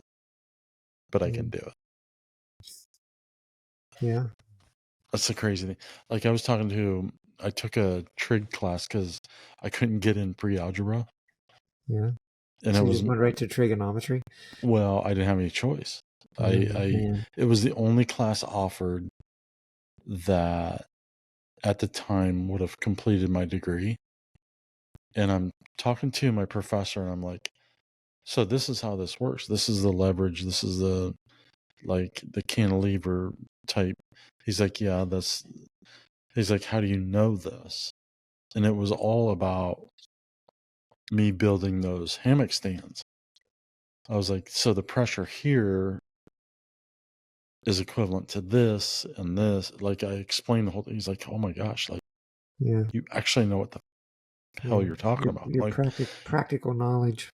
well, yeah, and I don't know how I got there. I'm like, he's like, how did you figure this out? I'm like, I have no freaking clue. I just see it. I just know it. Yeah. But I can't do fucking trigonometry or geometry, but I can build a house. Yeah. Well, trigonometry and geometry doesn't exist in real life.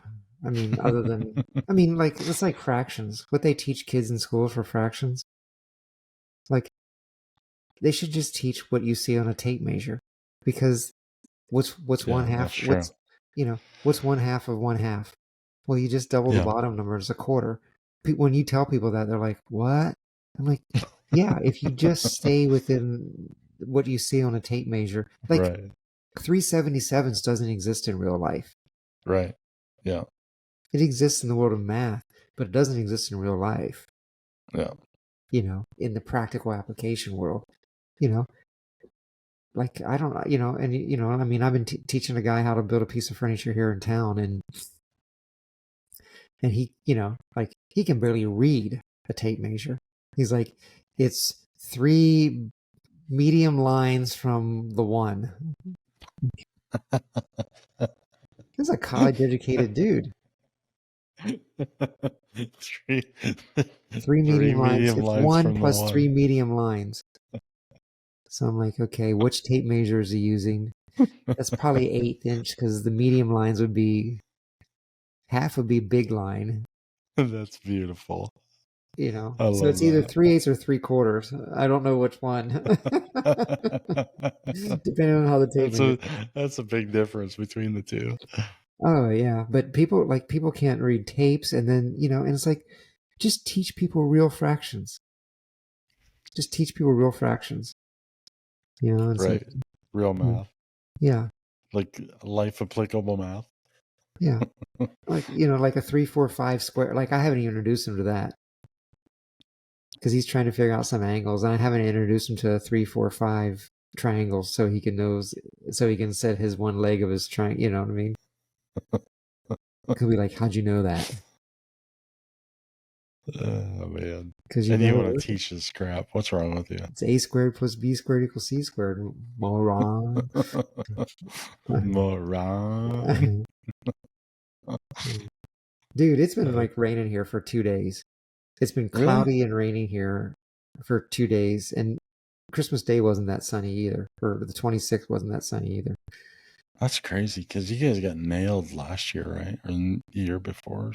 We didn't get heavy. We haven't had heavy snow for a couple years now. Really? Yeah. Yeah, maybe it's been several years. You got just That one year we had there. like 25, 28 inches in that one snow. Yeah. So maybe we'll get that. We usually tend to get them, but I don't know. I mean, look at Warsaw. Is the lake frozen? Not even close. No, not even close. Do you remember we skated on, like, the week after Thanksgiving? Yeah.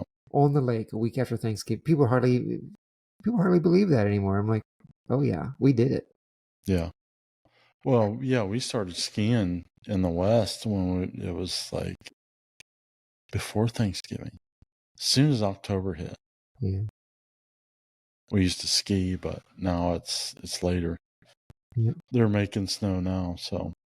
Yeah, they were trying to make it here, but it's like right now I mean, I think the computer says it's 48, so I don't know. 49, yeah. It's 50 degrees here. So I'll take it. I don't like the cold. I mean, if it's 30, it's been like good. if it's going to snow, 30 degrees is fine with me. Anything below 30 is just an affront to my existence. 25 pisses me off. And then like when it was like 10 degrees, I'm so okay with that weather. I so hated Indiana when it was 10 degrees. Well, I mean, the Midwest is much different than the West. Like, you can be outside, it's 0 degrees in the West, and it's comfortable. In the Midwest, it is not comfortable. Save It's that 0 degrees brutal. comfortable. Dude, you sit around a gas fire out in the middle of the snow at 0 degrees. You're with people that are like-minded. It's easy. It's easy. It's easy. I've done it. Not interested. But you're not talking about humidity either. It's like dry snow. The older I get, I'm just not interested in the cold. Wow. One of my acquaintances' friends was telling me today. That's fair. He's like, I do ice plunges. He bought his own ice machine, so he can, even in the summer, he can have his 39-degree ice plunge. He goes, it's very clarifying for the mind. I go, I like my mind as cloudy as it is. I don't. That's why I drink. I don't want to be a shrunken testicle man because let's do the Wim Hof plunge. Mind over matter. The Min Hof. Is that who it is? Min Hof? Wim Hof, yeah.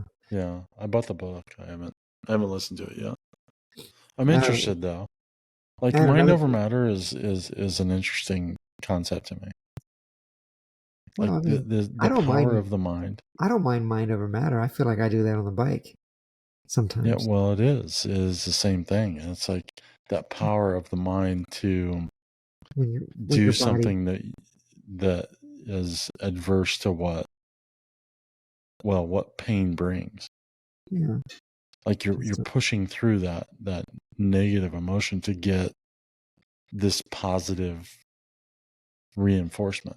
It's an odd, like, it's the counterintuitive. Yeah, I'm just not interested in dunking myself in ice cold water. But you are interested in punishing yourself on a bicycle. Hey, to each his own, right? Distance. Yeah, same thing. To each his own. Yeah, to each his own. All right, let's close this out. Yep. Adios, amigo. It's not on video. Did you listen to that Noah podcast yet? No, not yet. Oh, talk about alternate narratives. Dude, I've been like moving shit and busy, and like it won't happen until I head back. Oh, that's too bad. I won't listen to it. Yeah. It's gonna be. I think you're gonna be like, only holy a few shit. days. A few days. I'll listen to it on the road. Yeah. It'll be good. No, I'm not saying you should listen to it right now. I'm just saying you really enjoy it. Yeah. I know you'll really enjoy it. Well, I don't know that. Sometimes what works with me doesn't work for everybody else. Well, yeah, that's true. So, okay. All right, man. Talk to you later. All right, sounds good. Thanks, man. I appreciate it. I'll probably talk with you tomorrow. Yeah. This is true. All right, later. All right, well, thanks for joining us on the Suicide Monk this week. I hope you enjoyed the conversation. If you want to get a hold of us, you can do so at www.thesuicidemonk.com. You can go there and listen to our podcast. It'll direct you right to Spotify. So if you do go to Spotify, please like and subscribe, and you'll get updates every week. Again, I am not a counselor. I do talk to counselors and various people just to hear their story and their opinions. Usually to try to give me a different perspective on life and the negative perspective that I have grown to despise in my life. So it's the positive people that keep me going, and it's people like you. So I love you all. Thank you again. And again, if you want to tell your story, just reach out. I will see you on the flip side. Suicide Monk out.